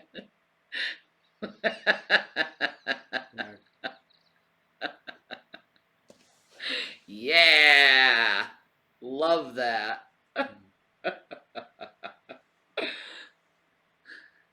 He's an idiot. Yeah, hell Satan, I'm in jail because I did stupid things for him. God. Dingus was delusional. 4 could not be the killer. Yet a dentist from Los Angeles later testified that he had actually treated Richard for his rotting teeth during that time period, proving that his father had lied. On September 20th, 1989, Richard Ramirez was convicted of 13 counts of murder, 5 attempted murders, 11 sexual assaults, and 14 burglaries. Good. On November 7th, 1989, Richard was sentenced to 19 respective death sentences in the state of California via gas inhalation. Ah, he's gonna choke to death. You have to die 19 times over. Dang. They're gonna really pump that gas in. Woo! You earned it. Yeah, he did.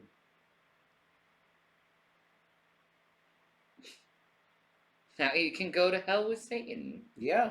Woo! You'd have your party, whatever you think. There is no party in hell. That's the lie. What you thought was going to be there.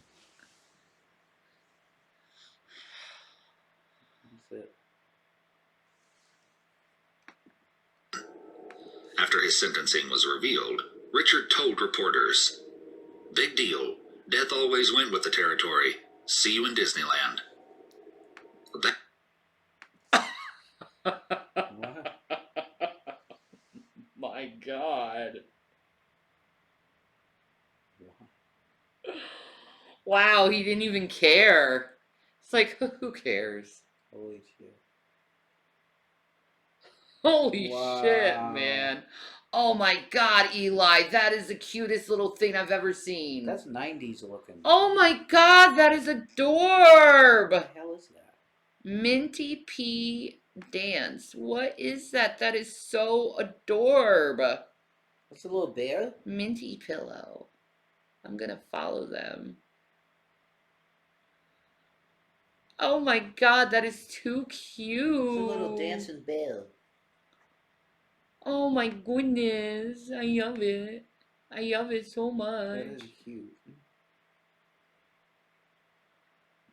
Oh, what do we got here? Pippin default dance? Oh my god, this is great, guys. Emojis are cool. Cool Bill. Oh my god, that's too cute. It's really cute. That quote alone sent shivers down the news reporter's spines. Let's go to Charlie. But perhaps one of the most chilling parts of Richard's trial was the overwhelming obsession that countless women had with the man who wreaked havoc throughout Southern California.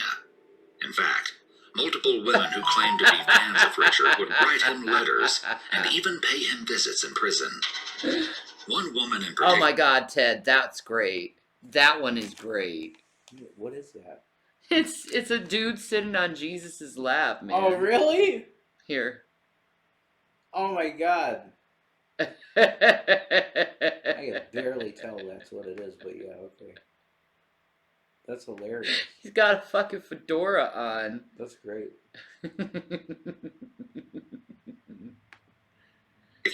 Doreen Leoy wrote Richard around 75 letters in total during his incarceration. Holy shit.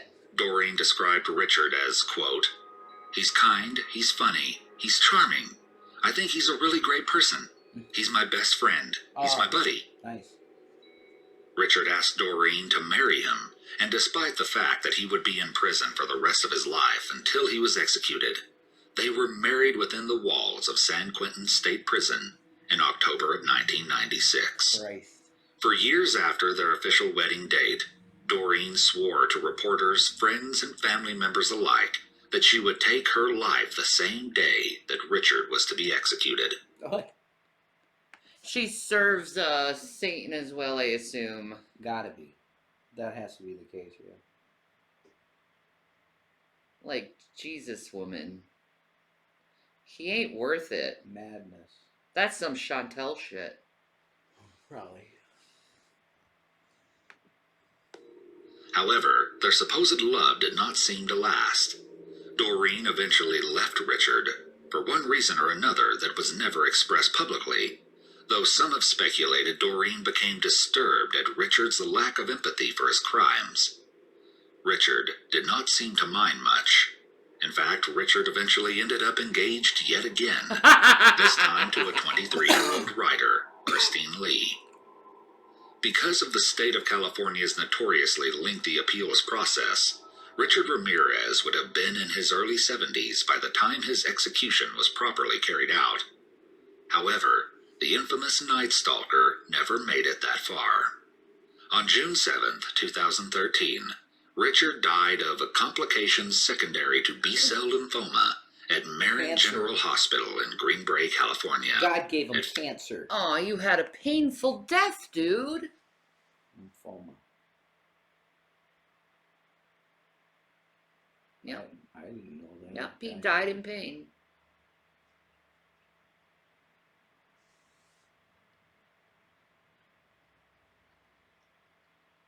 I mean, do you feel sad for him? Is thirsty a euphemism for horny? Yes. Okay, I'm starting to understand that now. Oh, bless your old man heart. Yeah, I never heard that. So I'm getting that now.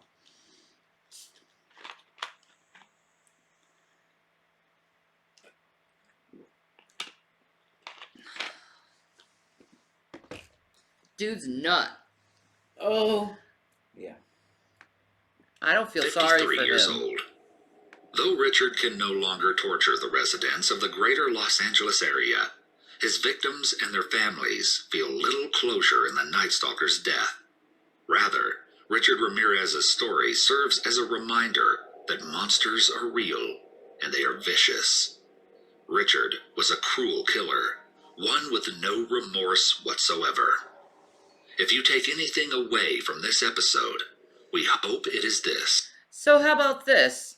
Since he has no remorse for others, why should we have remorse for him? Mm-hmm. I don't. I don't. I think he got what he deserved at the end of the day. He is a very disgusting person, period. Yeah. Not much redeeming. But at the end of his like cycle, God was like, "Nope, you're not taking this one. Yeah. Nope, you're not taking this one." Nope, you're not taking this one. Yeah, he saved people. He did. That's the Lord too. It definitely was. You Definitely. could feel that shit. And you're right, Eileen. He is God's problem. Yep.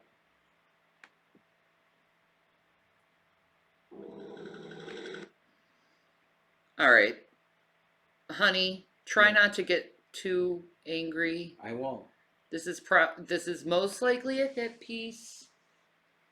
Yeah, that's. It always is. It's okay.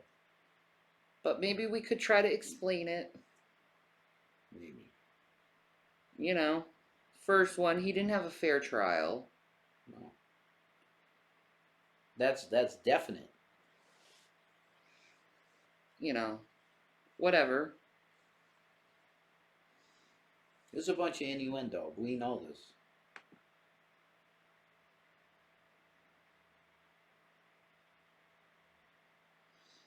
Oh, you didn't mean to do that? Oh, that's okay.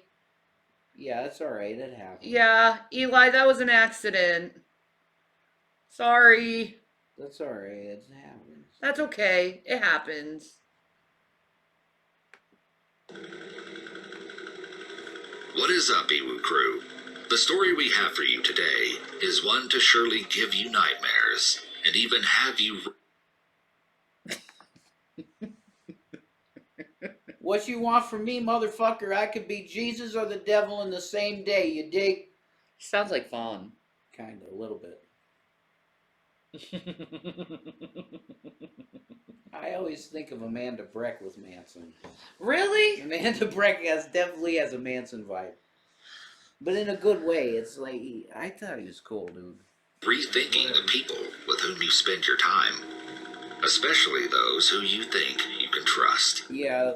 We are going to look into the horrific realities of the infamous story of Charles Manson and some of the lesser-known conspiracies surrounding this case. If you enjoy true crime, mysteries, and true stories, Yeah. be sure to hit the like button and subscribe. Now, let's get into it. No, I don't have a new Amazon wish list. I'm not doing it again because I don't want that shit to keep happening because it will. Pressing.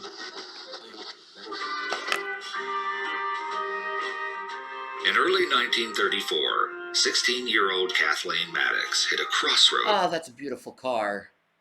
Oh, old school, dude. That's real old school. Oh, that's a beautiful car. Yeah. Uh-oh. I hear a hairball. Is that a boy?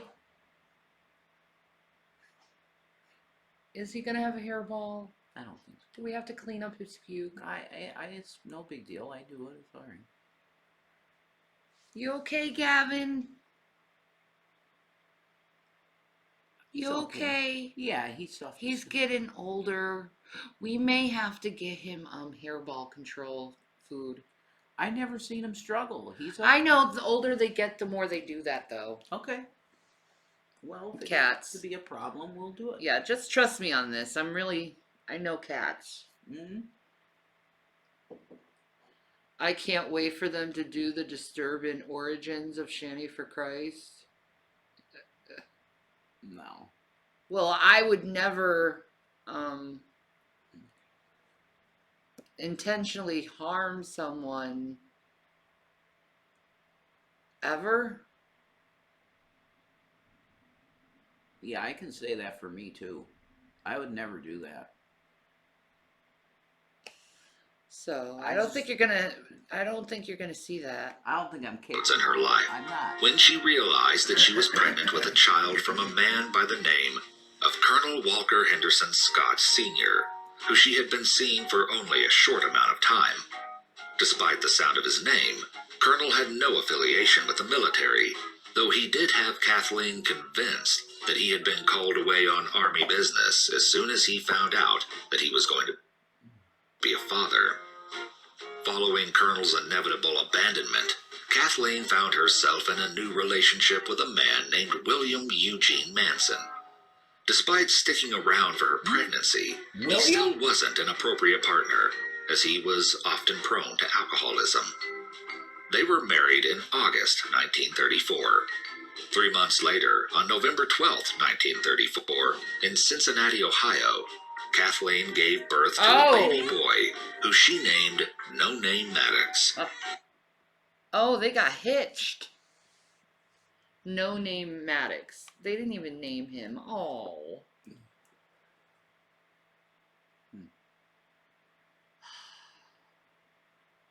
He was never loved. He's a throwaway. Yeah. I think God made him a prophet, to be honest. That's my take on him. Before eventually calling him Charles Mills Maddox within a few weeks of his birth.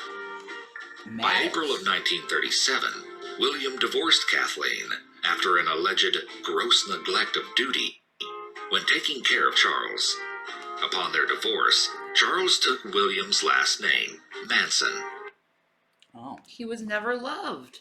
No. No.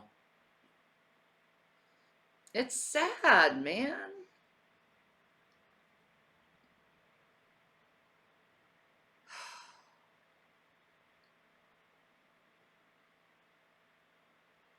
He needed love. Because I think in his own way, he had a lot of love in him. He was smart as fuck, I know that. Yeah. He was a very smart man.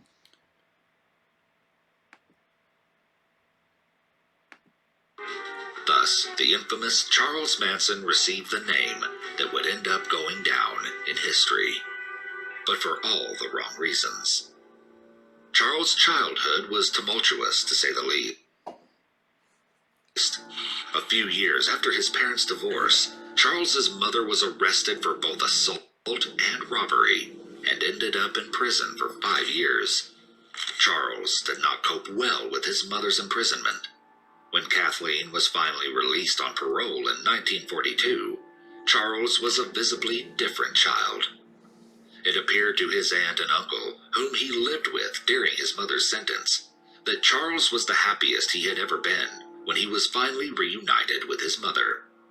Unfortunately for Charles, she was incapable of keeping herself out of trouble for very long, and had an insatiable desire to commit crime. Just months after having moved herself and... That's where he learned how to do those petty crimes. From his mother. Mm-hmm. Yeah.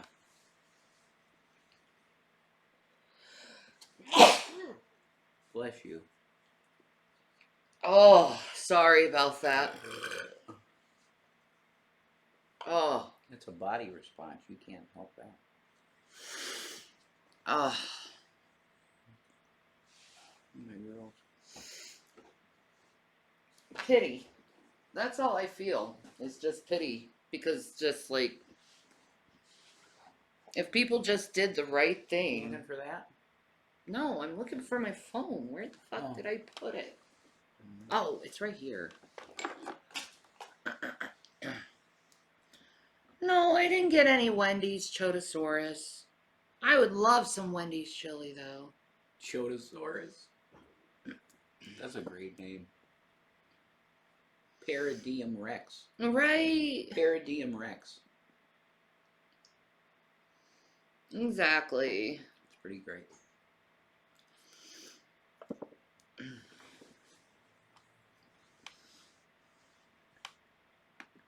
Charles to Charleston, West Virginia, Kathleen was inevitably arrested for grand larceny.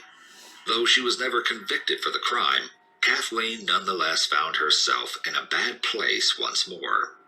She had continually allowed for Charles to skip school and maintained her old drinking habits nearly every evening without fail.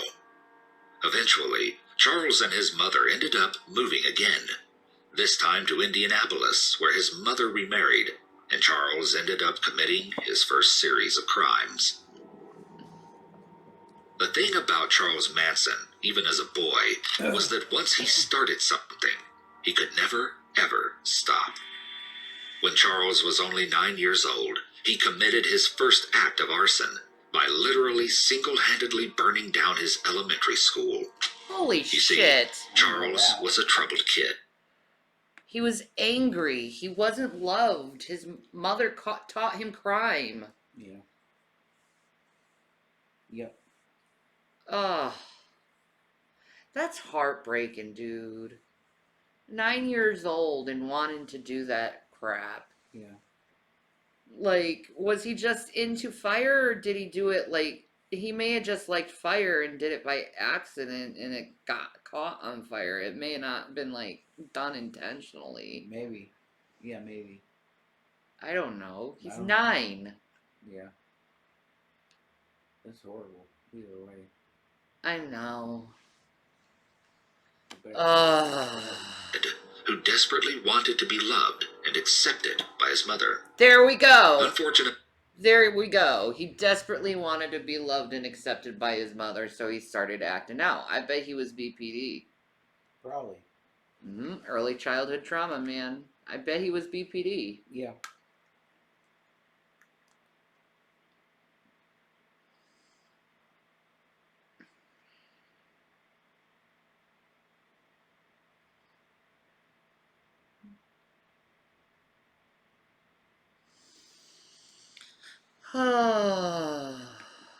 Fortunately for Charles, Kathleen's mind was almost always somewhere else, as she seemed to focus on drinking, men, and survival. By the age of 13, Charles was forced to attend the Jabot School for Boys in Terre Haute, Indiana. As was evident to anyone who had known Charles at the time, the last thing he wanted was to be away from his mother. As such, he frequently ran away from the Jabot School for Boys, and often wound up on the streets in his trek to reach his mother's home by foot. However, every time he managed to reunite with his mother, she would send him straight back to the school for male delinquents.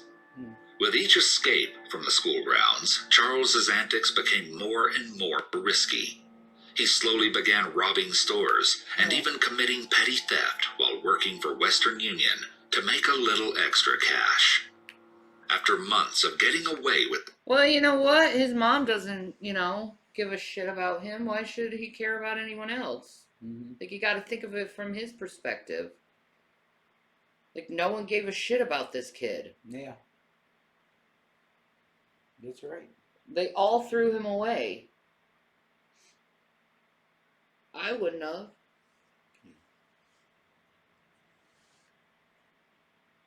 I'd make sure he'd get into a good program so he could get better. Like, he needed that. But instead they put him in a school with delinquent kids.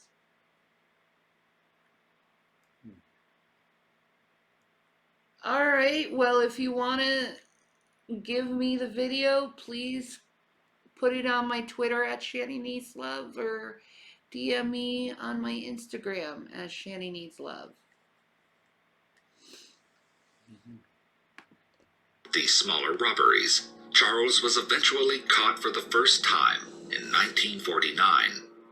Instead of a proper sentence, a judge took sympathy on young Charles and sent him to a juvenile facility in Omaha, Nebraska, called Boys Town instead. After all, it did not look like Charles was a bad kid, necessarily. Just a boy who saw himself as an outcast against the rest of the world, including his own mother. Of course, Charles could not seem to control himself when it came to committing crime, and instead of becoming reformed, he made friends who had the same values as his own, and continued to steal what he could in hopes of getting away with it.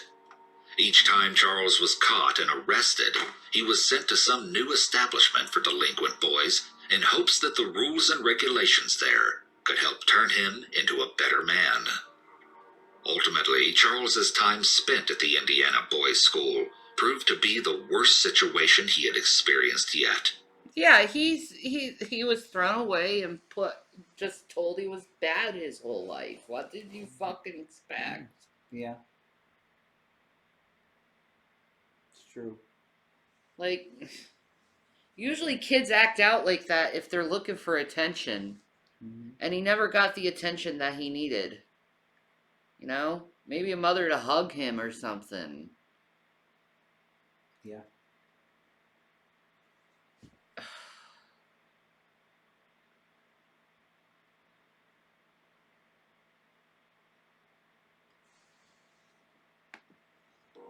the school, other students would allegedly abuse Charles, forcing him to come up with a special form of self-defense he dubbed the insane game. When an attack seemed imminent, he would flail his arms about and scream incoherent phrases and sounds, trying to scare his attackers away by making them think that he was not of sound mind and perhaps even dangerous.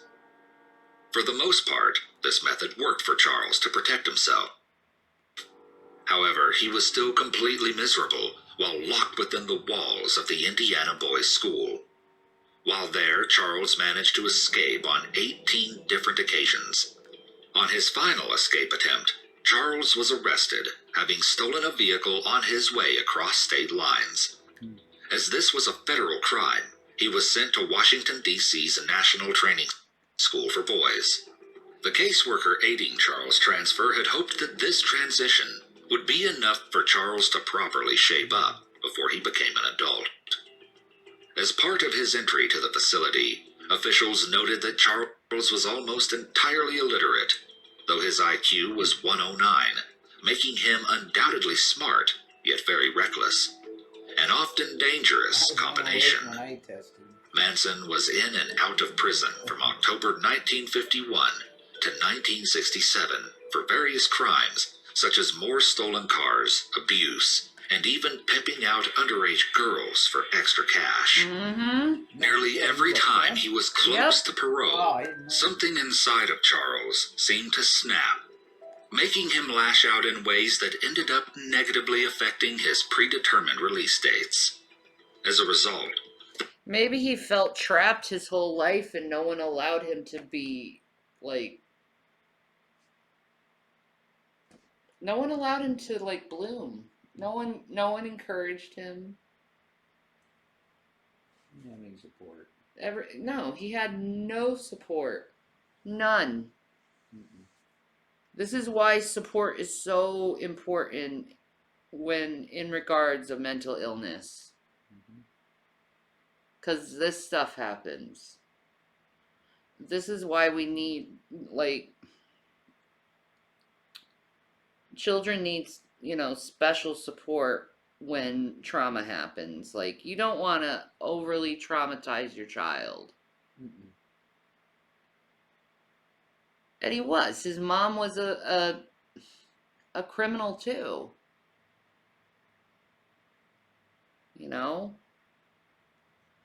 Charlie didn't know any other life. It's all he knew. It was what his mother taught him.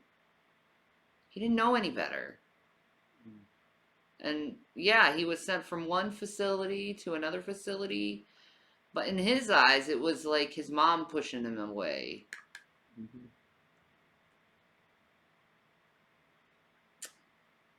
I wonder if he ever was tested for mental illness. Let me check.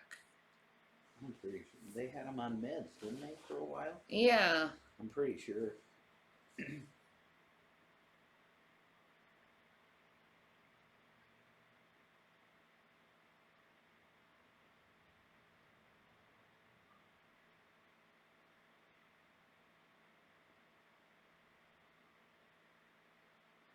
They're saying schizophrenia.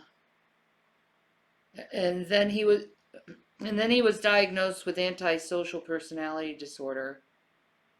That would make sense if he was abused as a child like that and pushed away. Definitely. Bullied and shit. Yep. Yeah. Makes sense.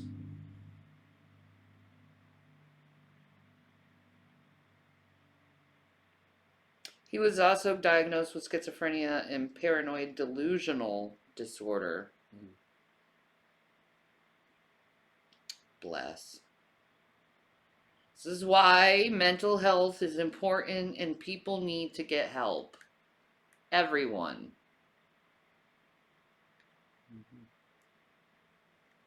Okay. People keep saying that. Watermelon speaks. Alright. Watermelon. I hope it's not dirt. If it's a hit piece. It's supposed to be just cute. Okay. That's what they're saying. I don't want my feelings hurt.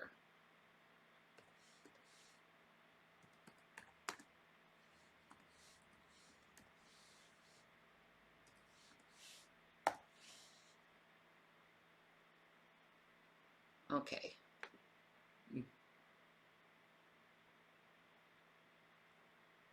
My coffee.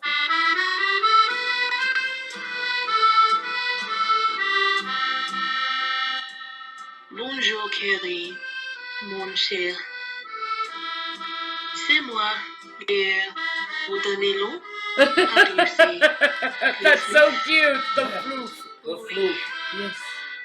But just between us girls, yes? My real name is Caroline Noir. Caroline Noir. But I must confess, I am just a kitty cat in love. Oh my god, I love But this. this is okay. I am in love with the one they call DJ Son. Little baby.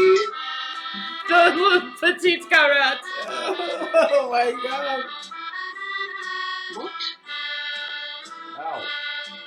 mon chéri, where to begin? The dark one. She never ever leaves his side. I make pee-pee on the table. Still she will not leave. I make pee-pee on the I am table. making my little poops in all of her makeup. Oh, Still she will not leave. Talks like a French woman. And then I think, aha, if she has no This foot, is she awesome, will leave. actually. So I sit on On the the pizza pizza. box. And I am thinking, Caroline, she would just as soon devour me to get to the pizza. If I was gonna get to the Do you pizza. see? Here I must stay on guard, for the day Leger soon will grow some balls again, and we will go far, far away from the dark one. Oh god. Oh my god. That's À it. bientôt. She's so cute. Alright, Wow, that was cute. That was But really why do good. I have to be labeled as the dark one? Because that's your role or something. I don't want to be looked as that. I know that. Why am I always digged like that? That was cute, though. The little digs here. And by the way, the carrot that they show is not a baby carrot. No. That's not a baby carrot. No. That's a regular carrot. Yeah. You want to say I have a regular carrot? You're going to make men feel insecure. No, I don't feel insecure about it at all. No, it was cute. Yeah. It was cute. Stop making me into some kind of horrible, like, villainous. I am not Maleficent. No. Or Ursula. No, you're more. You're Elsa.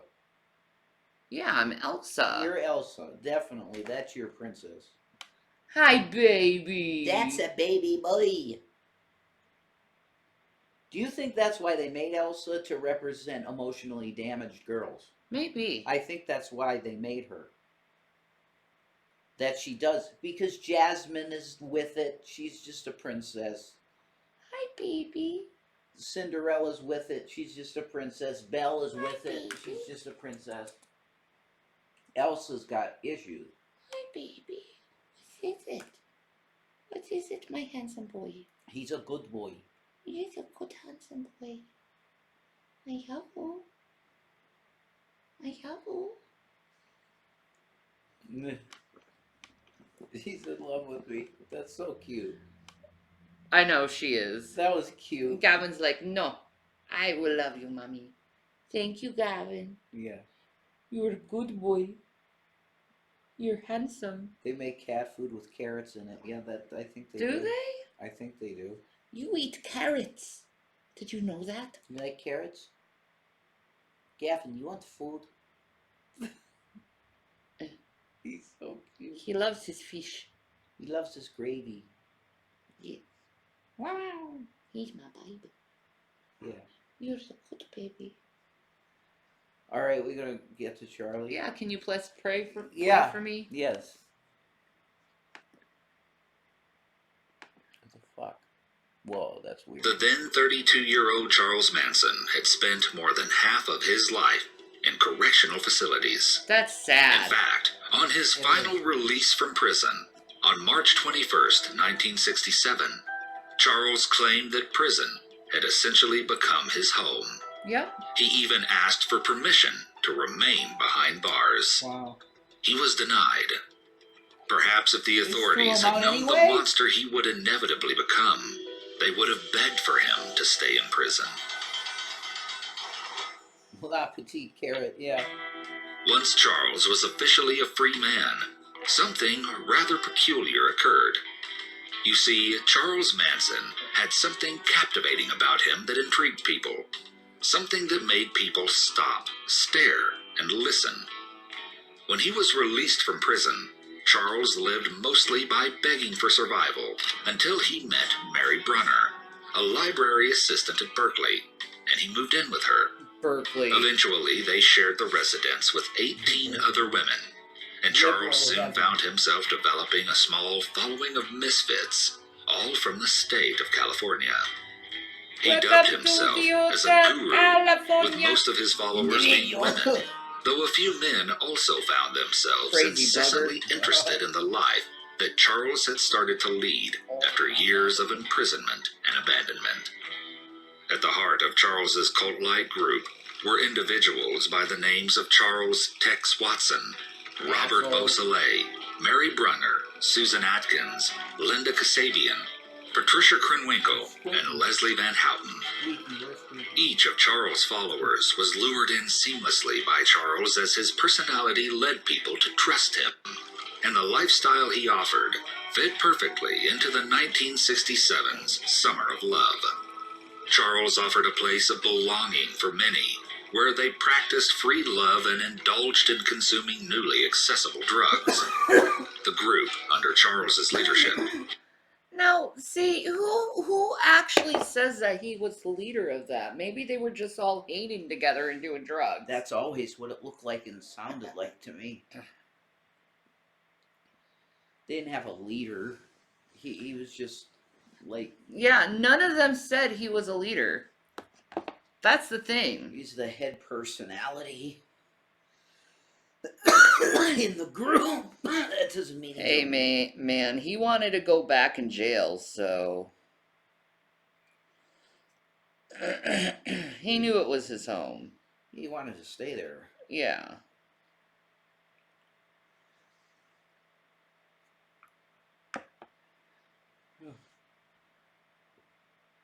Hi, Kitty. How are you? Hi, I don't care, Bear. I'm doing okay.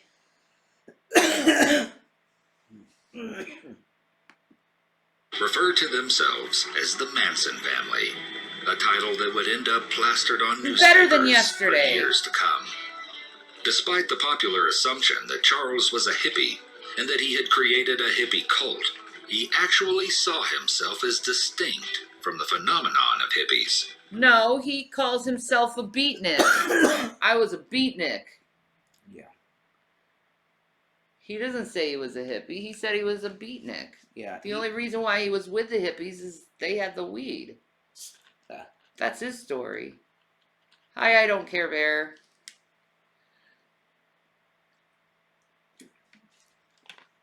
Oh. Yeah, it is better that I'm feeling better. You know. Ah. You blinked at me. You blinked cutely. He's a blinky boy. You're a cute blinky boy. Gavin, would you like to sleep in my arms today? He's like, yeah. I would love to cuddle my baby. Yeah. My Gavin bear. Gavin. Yavo. Gavin Bears. You're a good boy. Yeah. Gavin Bears. Despite the men's long hair and women's flowing dresses, Charles believed that hippies were weak and refused to call his group hippies, instead using the name Slippies. Slippies? Yeah, it actually is a good distraction to tell you the truth. Great Scott. He chose the name to refer to how the Manson family would often slip into the homes of the rich and steal from them. Before the inevitable infamy that would come as a result of the Manson family's formation, Charles had wished for another kind of fame. He was a musician at heart, and in prison he had learned to play the steel guitar from a bank robber named Alvin He was good at music, though. Like, Yeah. Hollywood took a lot of his songs. Yeah. So, like, he was good at what he was doing. Yeah.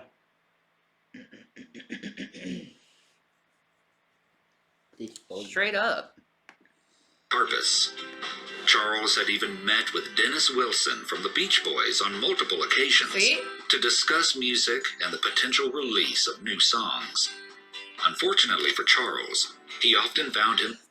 Bet you guys didn't know that some of the Beach Boys songs was from Charles Manson. That's pretty out. That's not saying it. How they act so wholesome, and here they are taking this. They're taking his music and playing it, but yet they like shun him and stuff. But yet, you know, it makes them money. He's a monster, but yeah. Yeah, you sure like using his money.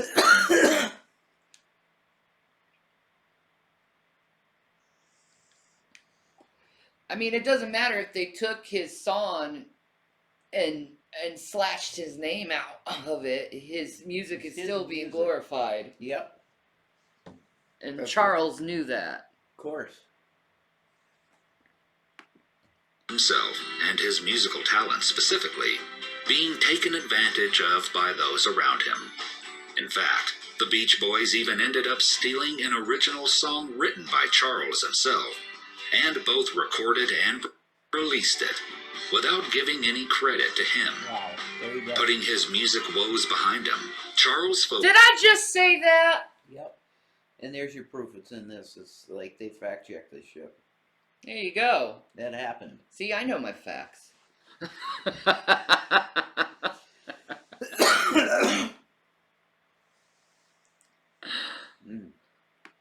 Focused on his newfound role as a leader of his group of malleable minds. Something deep within him had been rather disturbed for years, but he never truly had a means of expressing it properly. That is, until he had a following. Charles took his time, ensuring that the members of the Manson family were loyal, trustworthy, and believed the notion that he would always be there for them, even when the rest of the world wasn't. Charles had successfully gained the trust of each member individually, and would further solidify their respective relationships with him by providing them with drugs, emotional support, and constant reassurance that they needed each other. Charles's constant display of manipulation in the form of affection was integral to the tight-knit status of the Manson family as a whole. More so than that, it was the key reason. Or maybe they were just a bunch of people hanging out and fucking each other. Yeah. That was a big part of it. You could spin it how you want to. Like, literally, they were just a bunch of people going around and fucking each other and talking about how they love each other and how they need each other. Taking drugs. But yet they're trying to spin it into a bad thing, per se. They were taking drugs and fucking. Yeah. That's it. Like, that's not bothering anybody. That's not bothering anybody. But then Tex comes along and says, let's do this. Tex was the one who introduced all the violence. Yes. Period. You'll find out. Yeah. Why the members of the Manson family were willing to do anything for Charles and obey his every wish. They truly believed he would do anything for them, and they should do the same. Throughout the year of 1968, Charles convinced the Manson family that they were the reincarnations of the original Christians. With this understanding, he also told them that the establishment was a representation of the Romans who had martyred many of the first Christians. This type of anti-establishment thinking was a prominent counterculture in the 1960s. Well, it kind of is now, too. Mm-hmm. That type of thinking. That sounds... That... I know. I've done that so many times, is go in some tall grass and just put my arms in the grass like that. Does it feel good? And just feeling the earth. Oh. Okay. It does feel good. You like the sand. I do. I love the sand. I love Earth. Yeah, I really do. You'd get along with flower children. I love nature. I am a hippie. I'm a hippie at heart. Mhm. You know, I should have been born in like the 60s or 70s or something like that. Mm-hmm. Maybe the 60s, 50s, 50s. Yeah. Yeah, you would have burned your bra and shit. Yeah, Definitely. definitely. Yeah. I would have been a hippie. Fuck, man. It would. It's living. Yeah. I'll just say that. It's living. He also became fixated with the, quote, idea of an imminent apocalyptic race war between America's black population and the larger white population. In fact, Charles thoroughly believed that during the... Well, that pretty much has happened now. Yeah. Her hair's fucking nuts. Yeah, her hair is nuts. Dude, her dreads are awesome. Yeah, it's sick looking. Like it. the inevitable race war, the black population would spare the lives See, they're of... even taking the freaking, like, when BLM and freaking Antifa was going out, they're even taking, like, freaking scenes from them. It actually happened. Prophet. Yeah, That's why I say he was a prophet. Okay? There's your Helter Skelter. I said that. I think I made a video called Helter Skelter. Yeah. Telling people, like, dude. Here it is. I made a video called Helter Skelter on my channel. Yeah. Years ago. It happened. Yeah. Charlie was... And these people are acting like that didn't happen, but yet using scenes of it actually happening. happening. That's ironic as fuck. Yeah. only the Manson family and kill all other white people across the country. The Manson family believed that they were an elect group and would be spared because they would preserve the worthy during the upcoming apocalypse. Charles himself reportedly believed that he would be the leader of the people who remained after the race war, as they needed, quote, a white man to lead them. He would then become the master. No, Manson. That's not how it works, dude. You need a white man to lead you. No. No. You need a Jewish man called Jesus to lead you. There you go. Well, he was on board with that, though. That's the crazy thing. I know, right? That's really weird, but because people perceive him as like a horrible devil person, but he was actually a non-denominational Christian.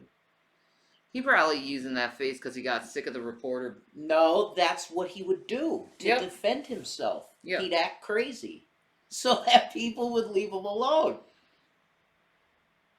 Like he said it. It was an act to get people to leave him the fuck alone. Because he was bullied so much. That's it. He was just done with life, He man. was bullied too much. His whole life. Yeah. During this same time, Charles became fascinated with the Beatles' song Helter Skelter. According to former Manson follower Catherine Scher, he believed that, quote, the Beatles had tapped into his spirit, the truth, that everything was going to come down and the black man was going to rise. It wasn't that Charlie listened to the White Album and started following what he thought the Beatles were saying. It was the other way around. He thought that the Beatles were talking about what he had been expounding for years. Every single song on the White Album, he felt that they were singing about us. Nuts. The song Helter Skelter, he was interpreting that to mean the blacks were going to go up and the whites were going to go down. In the months after the song's initial release, Charles and the rest of the Manson family transformed into a kind of doomsday cult and spent a significant amount of time preparing for an attack of their own. One that would alter the course of Charles' criminal history for the worse. After the Manson family's constant movement from place to place, they decided to record their own album, like the Beatles, which would serve as the catalyst to begin Helter Skelter, the name Charles gave to the race war. They believed that their album would change the world. Simultaneously, the Manson family prepared their escape from the race war, where they Well, Explore With Us agrees with me that Helter Skelter is what Charles Manson named the race war. Yeah, So that's correct. Yes. I think I'm correct with what I was saying. Because Manson believed the song was about race war. Okay. That's what he believed, yeah. You can be invalidating if you want to. would wait out the violence, including vehicles, maps, and a canary yellow home in the Canoga Park, known as the Spawn Ranch, but nicknamed the Yellow Submarine. The Manson family had prepared their race war inciting album. Isn't that interesting? That was nicknamed the Yellow Submarine. Isn't that crazy? Who's on the Yellow Submarine? Well, the Beatles. That's the Beatles. Who else? Album. You mean? I'm sorry. I'm not. Oh no, that's not the album. No, that's not. It's Is it? Sgt. Pepper's Lonely Hearts. Yeah, you're right. That I'm wrong. Crowley is on, but Yeah. that don't matter because John Lennon loved Crowley. John Lennon was a Crowley fan. Okay. Definitely. Now, did he get out of Crowley? Like, when he was into his peace and love shit? Did he get out of Crowley? Maybe. I don't know. I don't know enough about John Lennon to know. I think he probably did leave the Crowleyan Satanism, because I don't think people stay in that too long, unless you're bloodline into it, and yeah, that's everything to you then, and you'd never leave it, you know? I don't think... it's just me personally. Oh! What's going on? Oh! Oh! Okay, this is the U.S. Sun, right? This is what it says. Not alone. Troubling surge in UFO sightings in sensitive U.S. military airspace poses threat to nation, new report reveals. What? We're about to be attacked. Is that what they're saying? Yeah, that's what they're saying. They're afraid we're about to be attacked by the frickin' aliens. There's a lot of UFO shit going on at bases. Yeah. At bases? Yeah. Maybe they know that there's going to be a big nuclear thing about to happen. Yeah, something's going on. And they want to stop it. It's also noted that some of the spotted objects demonstrated unusual flight characteristics or performance capabilities. Hmm. Huh. No.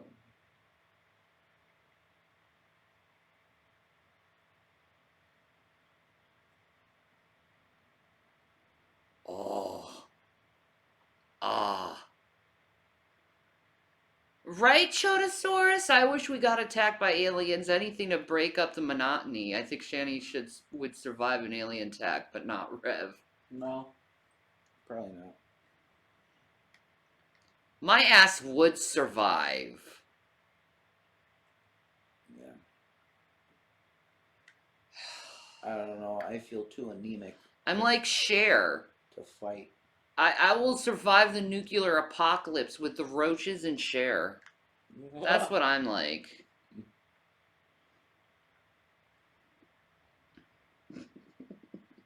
There's a Gavin here and he's cute. I love you, Gav. What a good boy.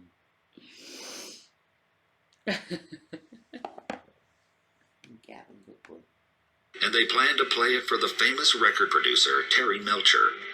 It seemed that Charles still hadn't given up his desperate dream to be recognized in the music industry. Bye. Yet Melcher never showed up and rudely snubbed them.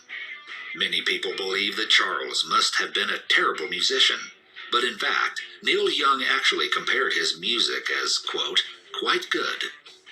Then in May 19... Yeah, he was good. Yeah. Like, Hollywood wasn't stealing his songs for no reason. Just saying. Yeah, talent. Like, you're alone in a prison and you got a guitar. Guess what? You have a lot of time to learn how to use a freaking guitar. Mm-hmm. Like, you got a lot. So, like, that's straight up, man. Bro. 1969, Melcher showed up to Spawn Ranch, where the Manson family was living, to hear their music. Charles expected Melcher to record them, and he even had a friend accompany him with a recording unit, but he did not make their desired record. Charles vowed never to forget this experience with Melcher. It was March 23rd, 1969, when Charles alone went to Terry Melcher's old residence at 10050 Cielo Drive, where movie actress Sharon Tate and her husband Roman Polanski were living. Fucking story. Tate was 8.5 months pregnant and was missing her husband, who was filming in Europe. God, she was one of the most beautiful women. Yeah, she looked like an angel.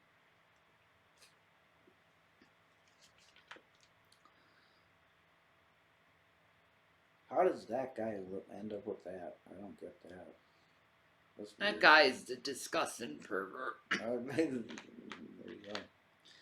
Like, I always have, like, the conspiracy theory that maybe he was involved in this.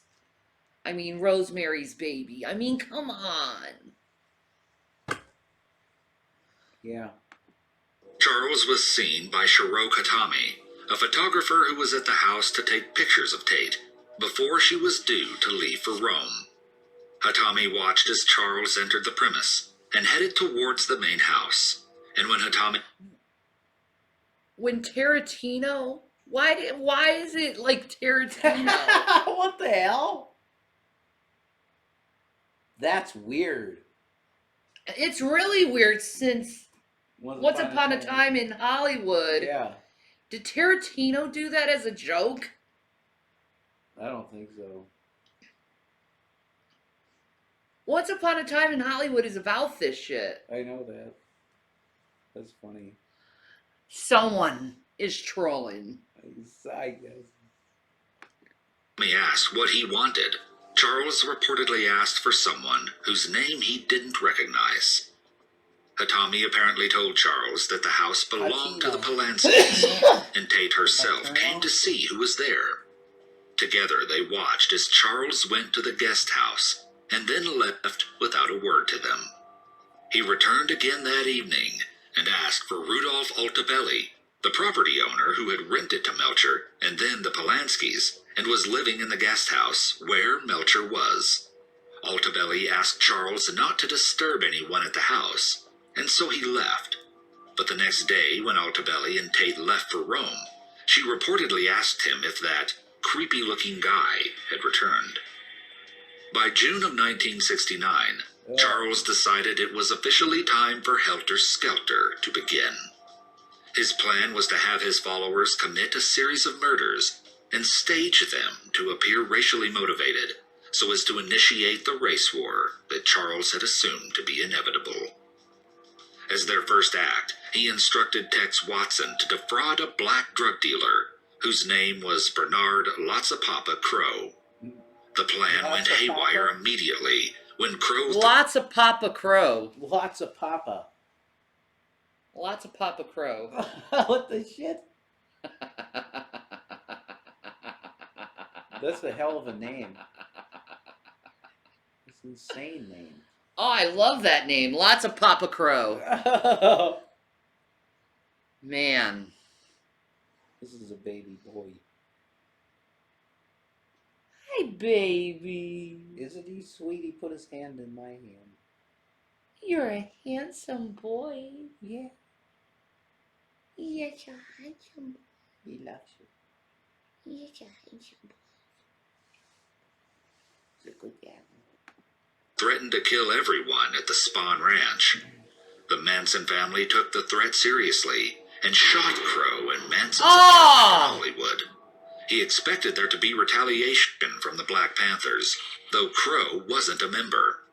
To prepare, the Manson family began patrolling the Spawn Ranch with armed guards. Okay. When no race war began... That is a fact I didn't know. Manson shot someone.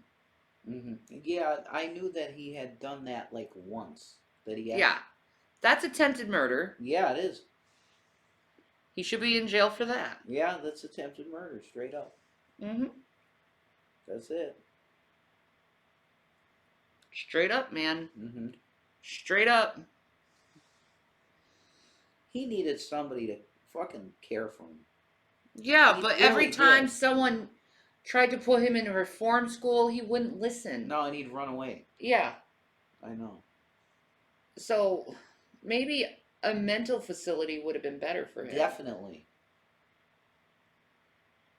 Living skills, like coping. Cognitive behavior therapy. Yeah.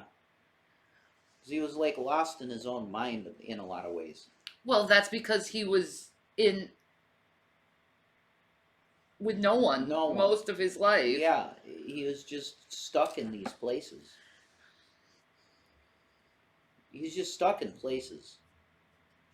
And then he connected with these people with the free love, in the desert, and that's like, well, that's great, that's like, that was probably heaven to him compared to the way he was living.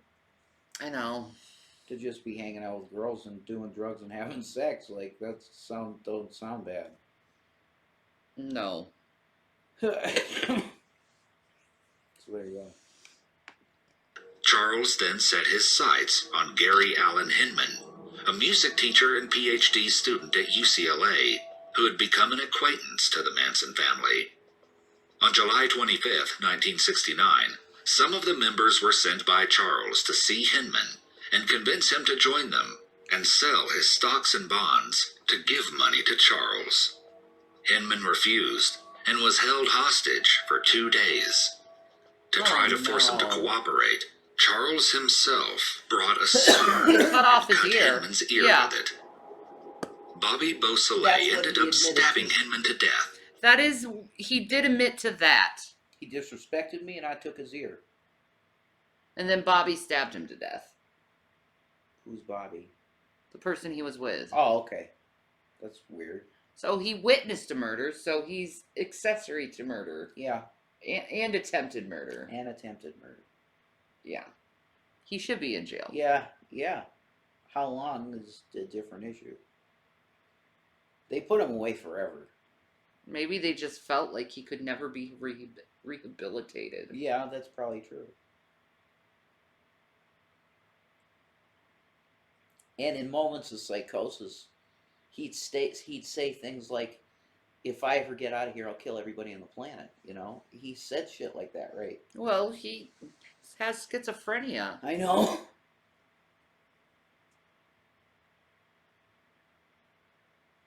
How romantic, Drag. I hope me and Jason give you the candlelight dinner you really want.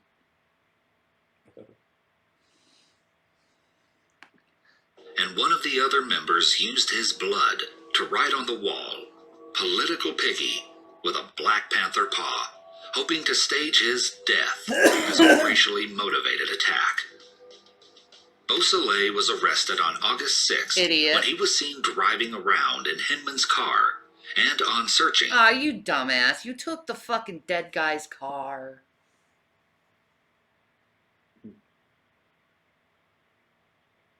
Bro. You took the dead guy's car. He looks like Negs. Kinda. Negs would be that stupid and do that shit. Shit. My God.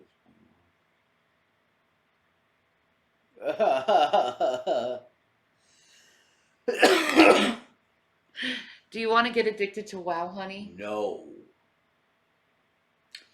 But I would be that classic. You want to tell why you don't want to be addicted to WoW? What do you mean? Yeah. What? That girl? Well, also he doesn't like RPGs. No, I think Jason would make a great holy pit. I was going to say that's the class I would play if I played. I would play a holy paladin. That's crazy, isn't it? I would play that class. But thanks, no thanks. I just don't like the gameplay of WoW. I just don't like it. I've seen it played a billion times. A druid healer, yeah. Pete, see, everybody says healer. Yeah. You're a cleric, baby. A cleric. I always played the cleric too. Yeah, you? Yeah. Baby. I hate hurting things. I know.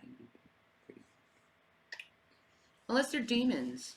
Yeah. Then I'm all for that shit. Fuck the demons.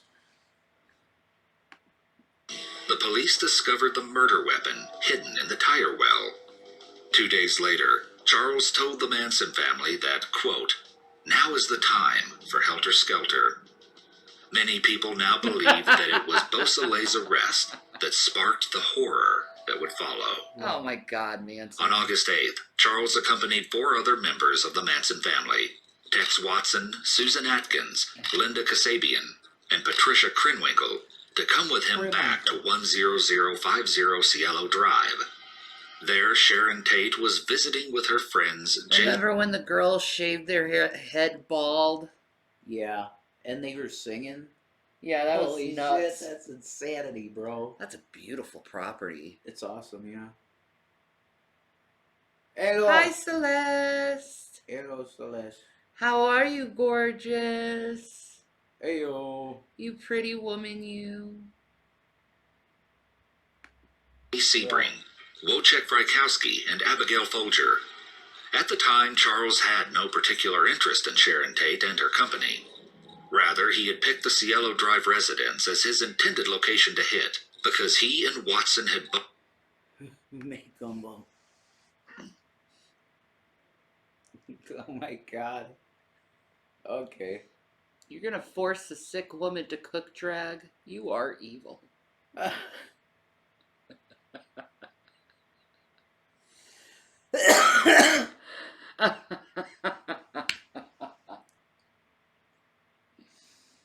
Sorry. It'll happen. Okay, for my homeland. I will be forced to make cuisines from your homeland. He watched you make Creole food, beignets, gumbo. Okay, spicy cornbread, shrimp étouffée. Okay, jambalaya. Okay, okay. Cajun. That's some good shit, man. I think Cajun cooking is probably one of the best cuisines in the world. Easy. I think. I'll knock it out of this fucking park, though. Yeah, Shanny could make a gumbo, I think. You could do it. I'll knock it out of the fucking park. I think you would. So. Louisiana cuisine is like next level shit. But of course, you know I'll add my little Shanny, spin. Uh-huh. It's good shit. Happy Friday, Alex. How are you? I haven't had crawfish in such a long time. I love crawfish. Oh. It's really yummy. Yoshi definitely likes carrots.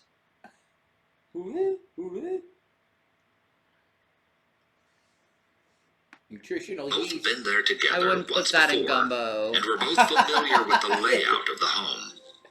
I Just love past the taste midnight of on that nutritional fateful yeast. I evening, love that taste. Charles and the members of the Manson family parked just out in front of the residence and made their way to the home, making sure to clip the phone line to the house as they did. As the group approached the entrances to the home, they noticed a car slowly approaching their location. So Tex Watson went over to the vehicle by himself and leveled a .22. Drag, this is how I know how to make a good gumbo, okay? When I make the bechamel, the roux, you can also call it. Mm. When I make that roux, I'll make sure that it's like extra fucking dark before I add anything else. Before I add that trinity. Mm. You know what I mean? Of course you know what I mean. If you're Louisiana, you know what I fucking mean about that trinity. The Trinity. Right? Right? Mm-hmm. I'll make sure that roux is extra dark. So. You know what you're doing. Hell yeah. caliber revolver at a man named Stephen Parent, who had been visiting the property's caretaker in the guest house that evening. Stephen Parent begged for mercy and to be left alone, promising Tex Watson that he would not tell a soul about what he had seen. Despite the young man's efforts, Tex ended up slashing the palm of Stephen's hands with a knife and ultimately shot him a total of 4 times in the chest and abdomen.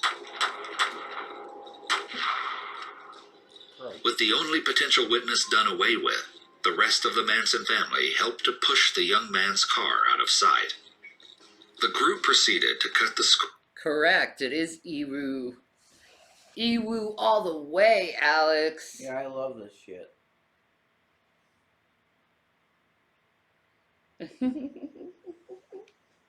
Yeah, we were doing that. That should be our couple channel name. Shanny Cooks, Rev's Mukbang. I want to work on your channel. Like we should build this channel. Whatever we do will be on here. Okay. That's how I feel. We don't need a couple. I've seen you make a roux before. No, you've seen me make a bechamel before. We have a Rev and Shanny. Okay, you don't go extra dark when you do the bechamel, okay? The roux is what you make extra dark, okay? Yeah. Come on now. Yeah, we like the format too. Come on now. I know what I'm talking about.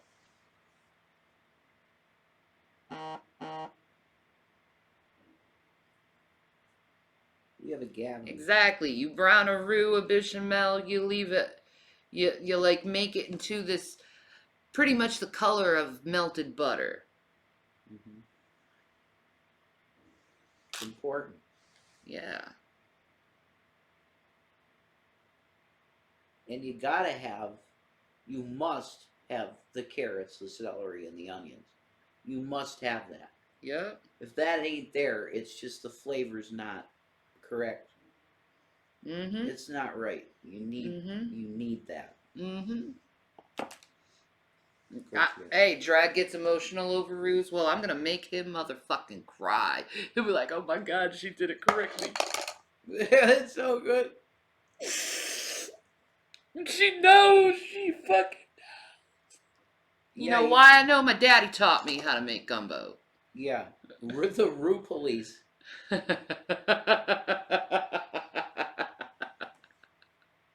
Alright, let's get back to Manson. Screen off one of the house windows. Watson let himself in first, before unlocking and opening the front door of the home for the rest of the group to enter. Once inside, a barely audible whisper from Watson managed to wake Frykowski, who had been fast asleep on the couch just moments before. Watson managed to detain Frykowski, who was... What does Rev need? Why the title? Cigarettes. I could use cigarettes, honestly. We don't have any left, so... If you want to know, I could use cigarette money. That's the truth.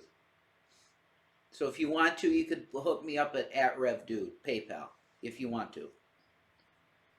If you're asking if I need something. There you go. Okay. Thank you. You guys are great. What kind of cigs do you smoke? Pall Malls? Oh my god, you love Pall Malls. That was my favorite brand when I had money, but no, we smoke LD Red 100s. and when I don't go all the way down to the smoke shop and I just go to the convenient mart, the cheapest they got is Sonomas, which are like almost $8 a pack. Almost $8 a pack. Which sucks. Yeah. True. But the LDs are like $6 a pack. So most of the time I do my diligence and go the extra mile and go down the smoke shop. You know. But it's like nice when somebody drops like $20 and I could get like a few packs and we're good for a while. That's cool. I like that. But I love you guys. Whatever you want. You're awesome. Exactly. I love people, man, because there's somebody always that's like, yeah, you know what? Screw that. I will help you. You know? And that's nice. That photo is menacing. It is. Just the energy, but just dark. It is dark. Then forced to show the Manson family where each of the other inhabitants were in the home. One by one, the Manson family took each of the innocent individuals captive in the home, and one by one, they were all killed, despite their desperate efforts to escape.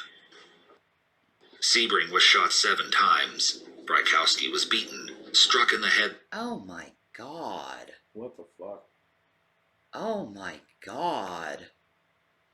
It's just everywhere. That's insane, bro. Oh my god. Oh my god.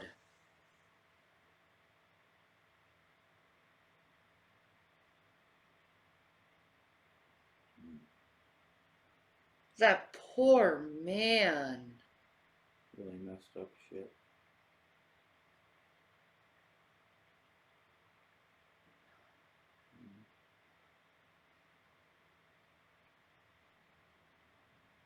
Mm-mm. Mm-mm. This is why mental health is really important Mm-hmm. for everyone. I think as a society, we really need to focus on that. Mm-hmm.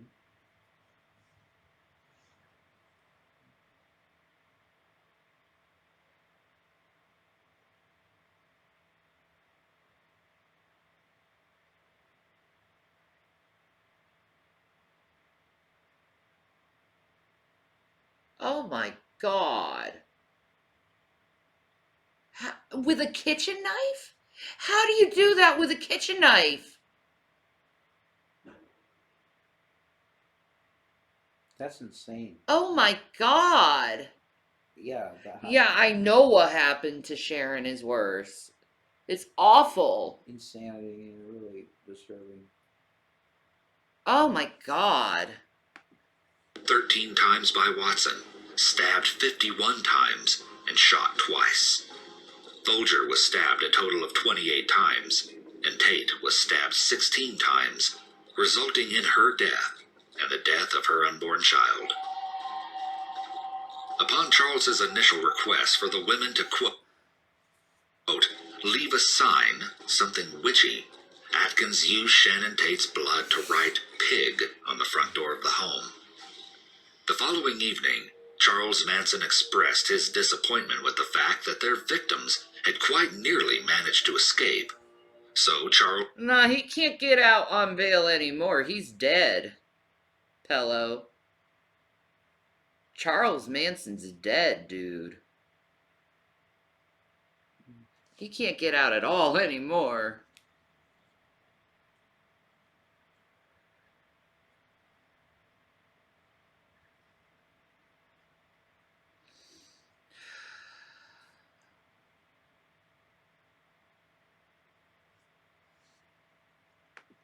Charles decided to show them how to do it by leading the next attack himself. How? With no real plan, Charles decided to hit a home that he and the other family members had seen at a party the year before. Okay.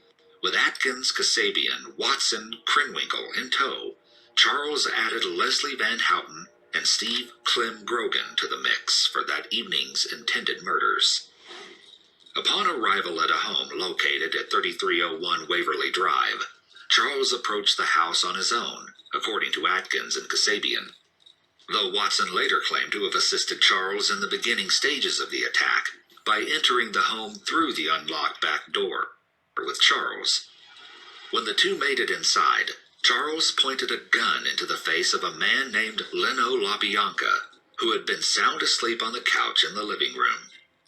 Charles tied Leno's hands together while Watson fetched Leno's wife, Rosemary, from the bedroom. Watson then covered the couple's heads with pillowcases and bound them with lamp cords, so that Charles had time to retrieve Krenwinkel and Van Houten from the car to help murder the couple. Watson stabbed Leno LaBianca with a chrome-plated bayonet a total of 12 times, before carving the word war into the man's abdomen as per Charles' request. In the bedroom, the women were instructed to kill Rosemary, who they had dragged away from her husband during his murder. In total, Rosemary was stabbed around 41 times. Right. Watson instructed the women to vandalize the home with the murdered couple's blood, while he showered. So Krenwinkel wrote Rise and Death to Pigs on various walls around the house, and used Leno's blood to write Helter Skelter on the couple's refrigerator.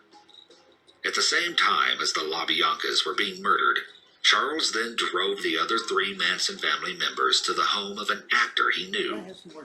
As he dropped them off in front of the apartment complex, Charles ordered the family members to murder the actor and then make their way back to Spawn Ranch by hitchhiking.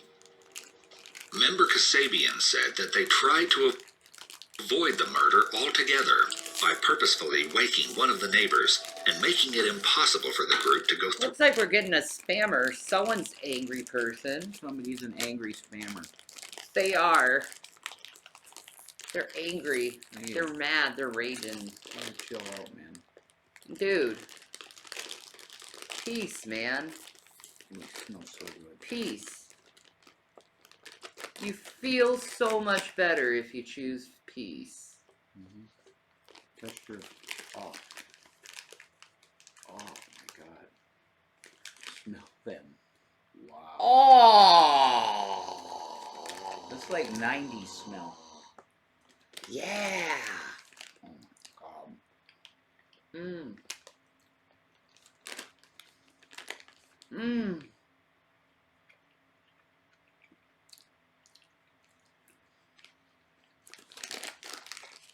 Uh-huh. Lifesaver gummies have gotten, holy shit.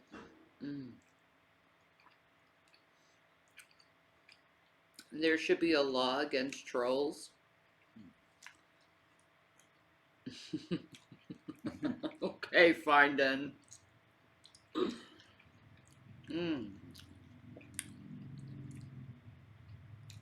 If you can't beat them, join them. Yeah. I don't care anymore. I don't either. Through with the attack. It was not long after the Manson family murders were committed that they were swiftly found to be responsible and arrested.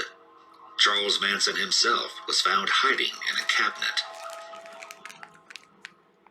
On the first day of trial for the Tate and LaBianca murders, Charles Manson arrived in the courtroom with an X carved into his forehead and had a statement issued claiming that he had, quote, X'd himself from your world. In the days that followed, more and more of Charles's followers appeared in court with X carved into their own respective foreheads, mirroring their leader. The 1970 Manson family murder trial was both long and strange, as Charles Manson's unpredictable character made for interesting courtroom etiquette. The primary witness on trial was Linda Kasabian, who had been present for all of the attacks during August 8th through 9th of 1969. Kasabian gave a detailed recounting of the murders and went directly into hiding after she testified. I'll do without the She was not seen again. But see, here's the thing. He never really technically killed anyone. Did you? Because of that fact, he should have gotten a lesser sentence. Yeah. Just saying.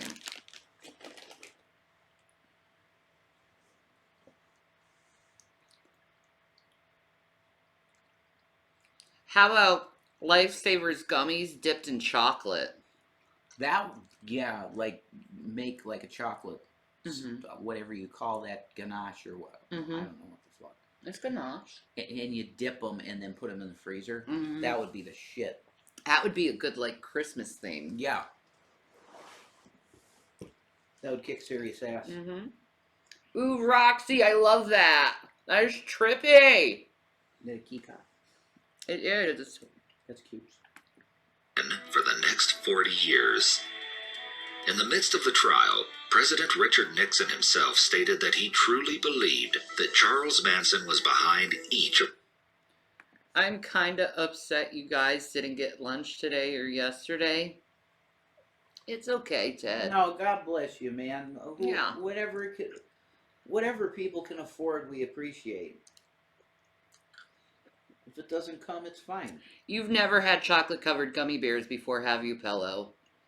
Oh, they're great, actually. Don't knock it until you try it. I thought I'd hate it too, and it did not convince me.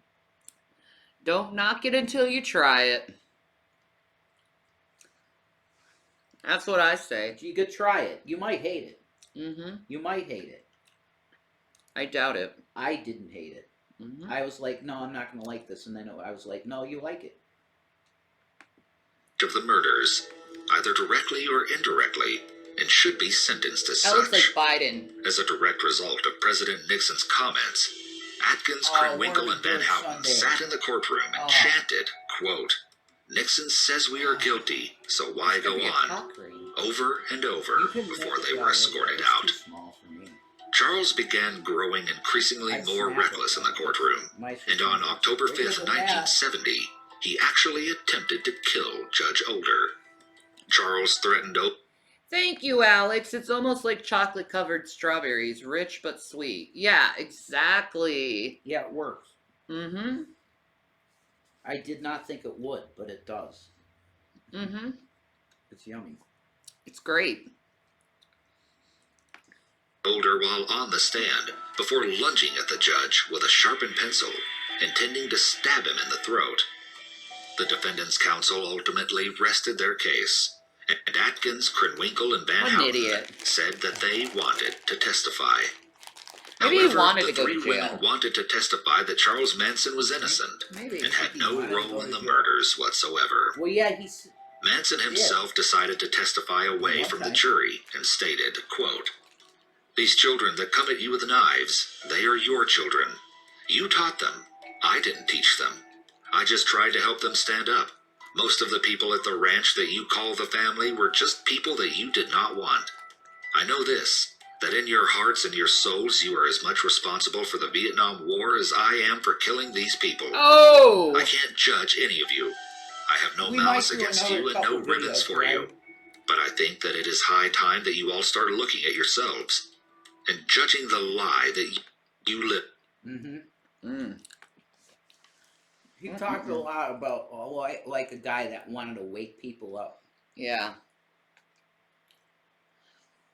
I think after this, I'm getting off because I need to. Oh, okay. No. Drag. I don't think so. Thanks. Then, my father is the jailhouse. My father is your system. I am only what you made me. I am only a reflection of you. You want to kill me? Ha! I'm already dead. Have been all my life. I've spent 23 years in the tombs that you have built. Despite their pleas, January 25th, 1971, Charles Manson, Krenwinkel, and Atkins were found guilty of first-degree murder in all 7 of the Tate and LaBianca murders. Additionally, the jury found Van Houten guilty of first-degree murder in the LaBianca murder. Manson showed up to the penalty reading with a shaved head, and his beard fashioned into a fork. He said to the press, quote, "I am the devil, and the devil always has a bald head." Each of the 4 defendants were sentenced to death, though the death penalty was then ruled unconstitutional in California in 1972. He wasn't very smart about it, was he? Being on trial, saying the most insane things you could possibly think of. Yeah, I'll be on tomorrow. Most deaf. I just need a rest. I'm tired. What would have helped is if we got like a burger or something. Yeah, something. That's okay. Like a burger. Maybe he wanted an insanity plea. Maybe. Maybe. 2. Oddly, on the same day that the death penalty verdicts were read, the body of Ronald Hughes was found. Though it hasn't been proven, many believe that the Manson family also murdered Hughes as he once stood up against Charles Manson. Susan Atkins was California's longest-serving female inmate by the time of her death from brain cancer at age 61 in 2009. Patricia Krenwinkel is still currently imprisoned, and since Atkins' death in 2009, is now the longest incarcerated female inmate in the California penal system. Penal. Leslie Van Houten is also still currently incarcerated. Charles Tex Watson has been denied parole 17 times Good. and remains incarcerated today. He should. Charles Manson lived the rest of his life behind bars until dying of cardiac arrest resulting from respiratory failure and colon cancer on November 19, 2017. In recent years, new information has come to light. From in-depth investigations into Charles Manson and the rise of his cult, and research that spanned decades, shocking new details have been uncovered. Huh.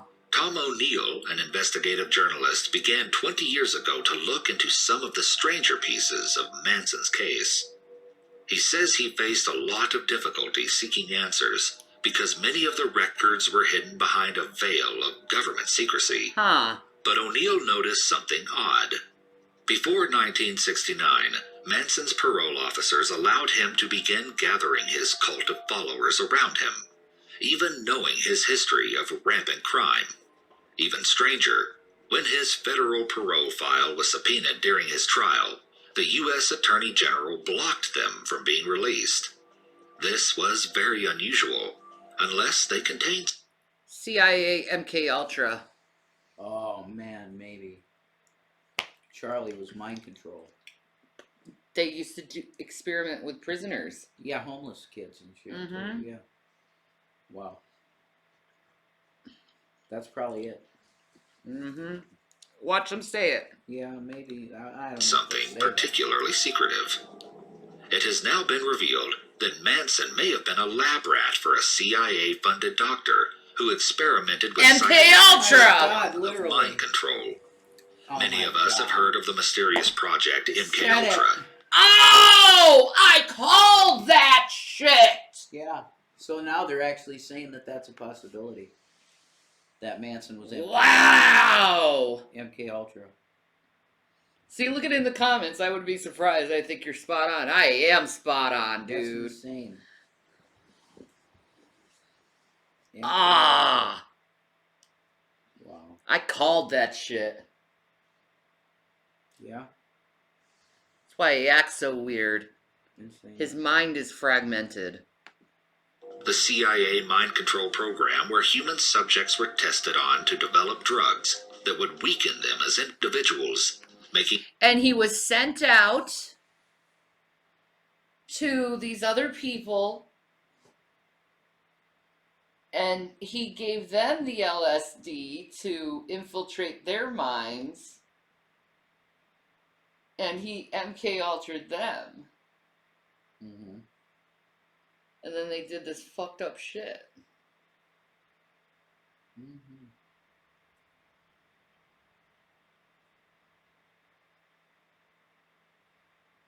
I just don't care, fine, dude. I just don't care.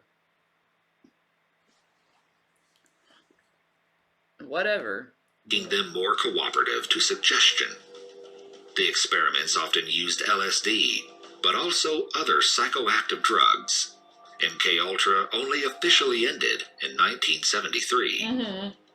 From what O'Neill was later able to uncover, it appears that Manson was given immunity from prosecution during the exact time that he was beginning to build up. First of all, MK Ultra did not end it. It got rebranded within our media. Mockingbird. His devoted following. The only reason he would receive such immunity was if he was a government test subject. The doctor who experimented on Manson I knew likely was Dr. Roger Smith, who worked on 2 federal studies, the San Francisco Project and the Amphetamine Research Project, both of which are now believed to be fronts for CIA MK Ultra experiments. As well, Manson and Dr. Smith have a close history weaved together, including Dr. Smith once convincing a judge to release 2 of Manson's followers from jail. And he attempted to help Manson get permission to travel to Mexico, which was ultimately denied. Not to mention the fact that at one point, Dr. Smith had only one client, Charles Manson, and he actually became the legal guardian of one of Manson's children. O'Neill believes that there is sufficient evidence that Manson was not only a subject of these drug experiments, but also learned from them and employed the same methods with his own followers. I just said that too! Man, I can fucking call this shit so easily. Be a profiler or whatever.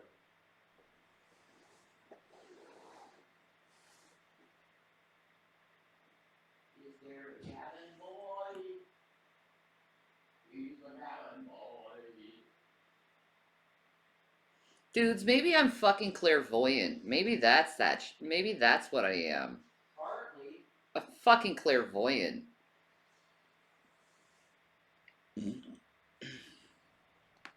For one, it was well known at the time that Terry Melcher would host drug and booze-ridden parties at his beach house, and Manson would often supply the drugs. This is believed to be how the men met, and why Melcher became involved in Manson's pursuit of music. Putting the pieces together, many wonder if Manson used the same methods of psychedelic drugs to encourage compliancy with his followers, as he likely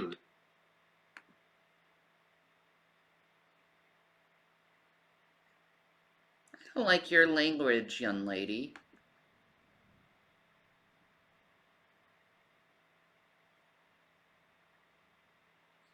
Don't do that to men.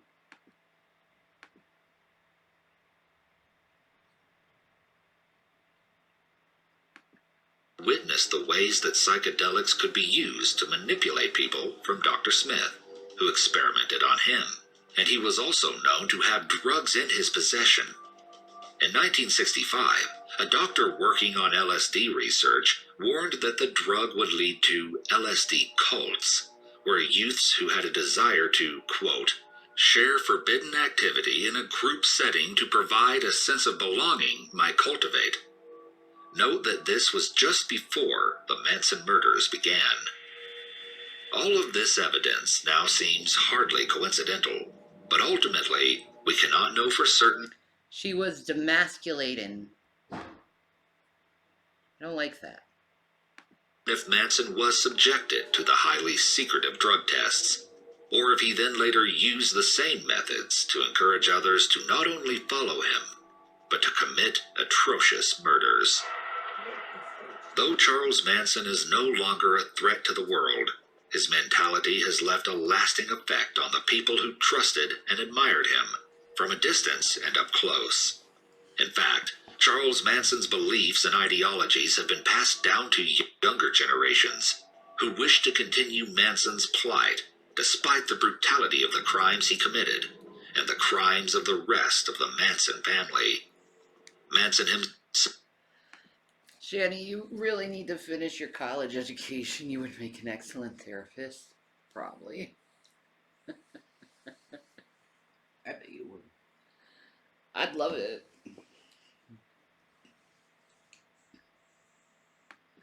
Himself is even regarded as a true crime icon. What a dork. The families of the victims affected by the Manson murders may never have true closure, as cult followings never seem to truly disappear. Nope.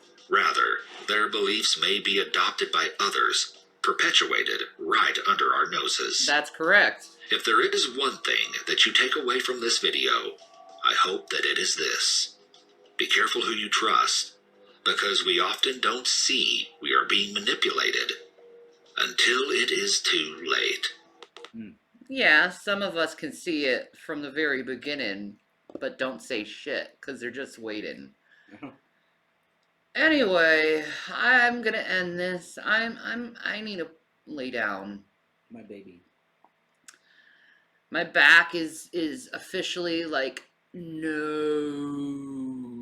Finito. So, I love you guys. You guys have a good night. Yeah.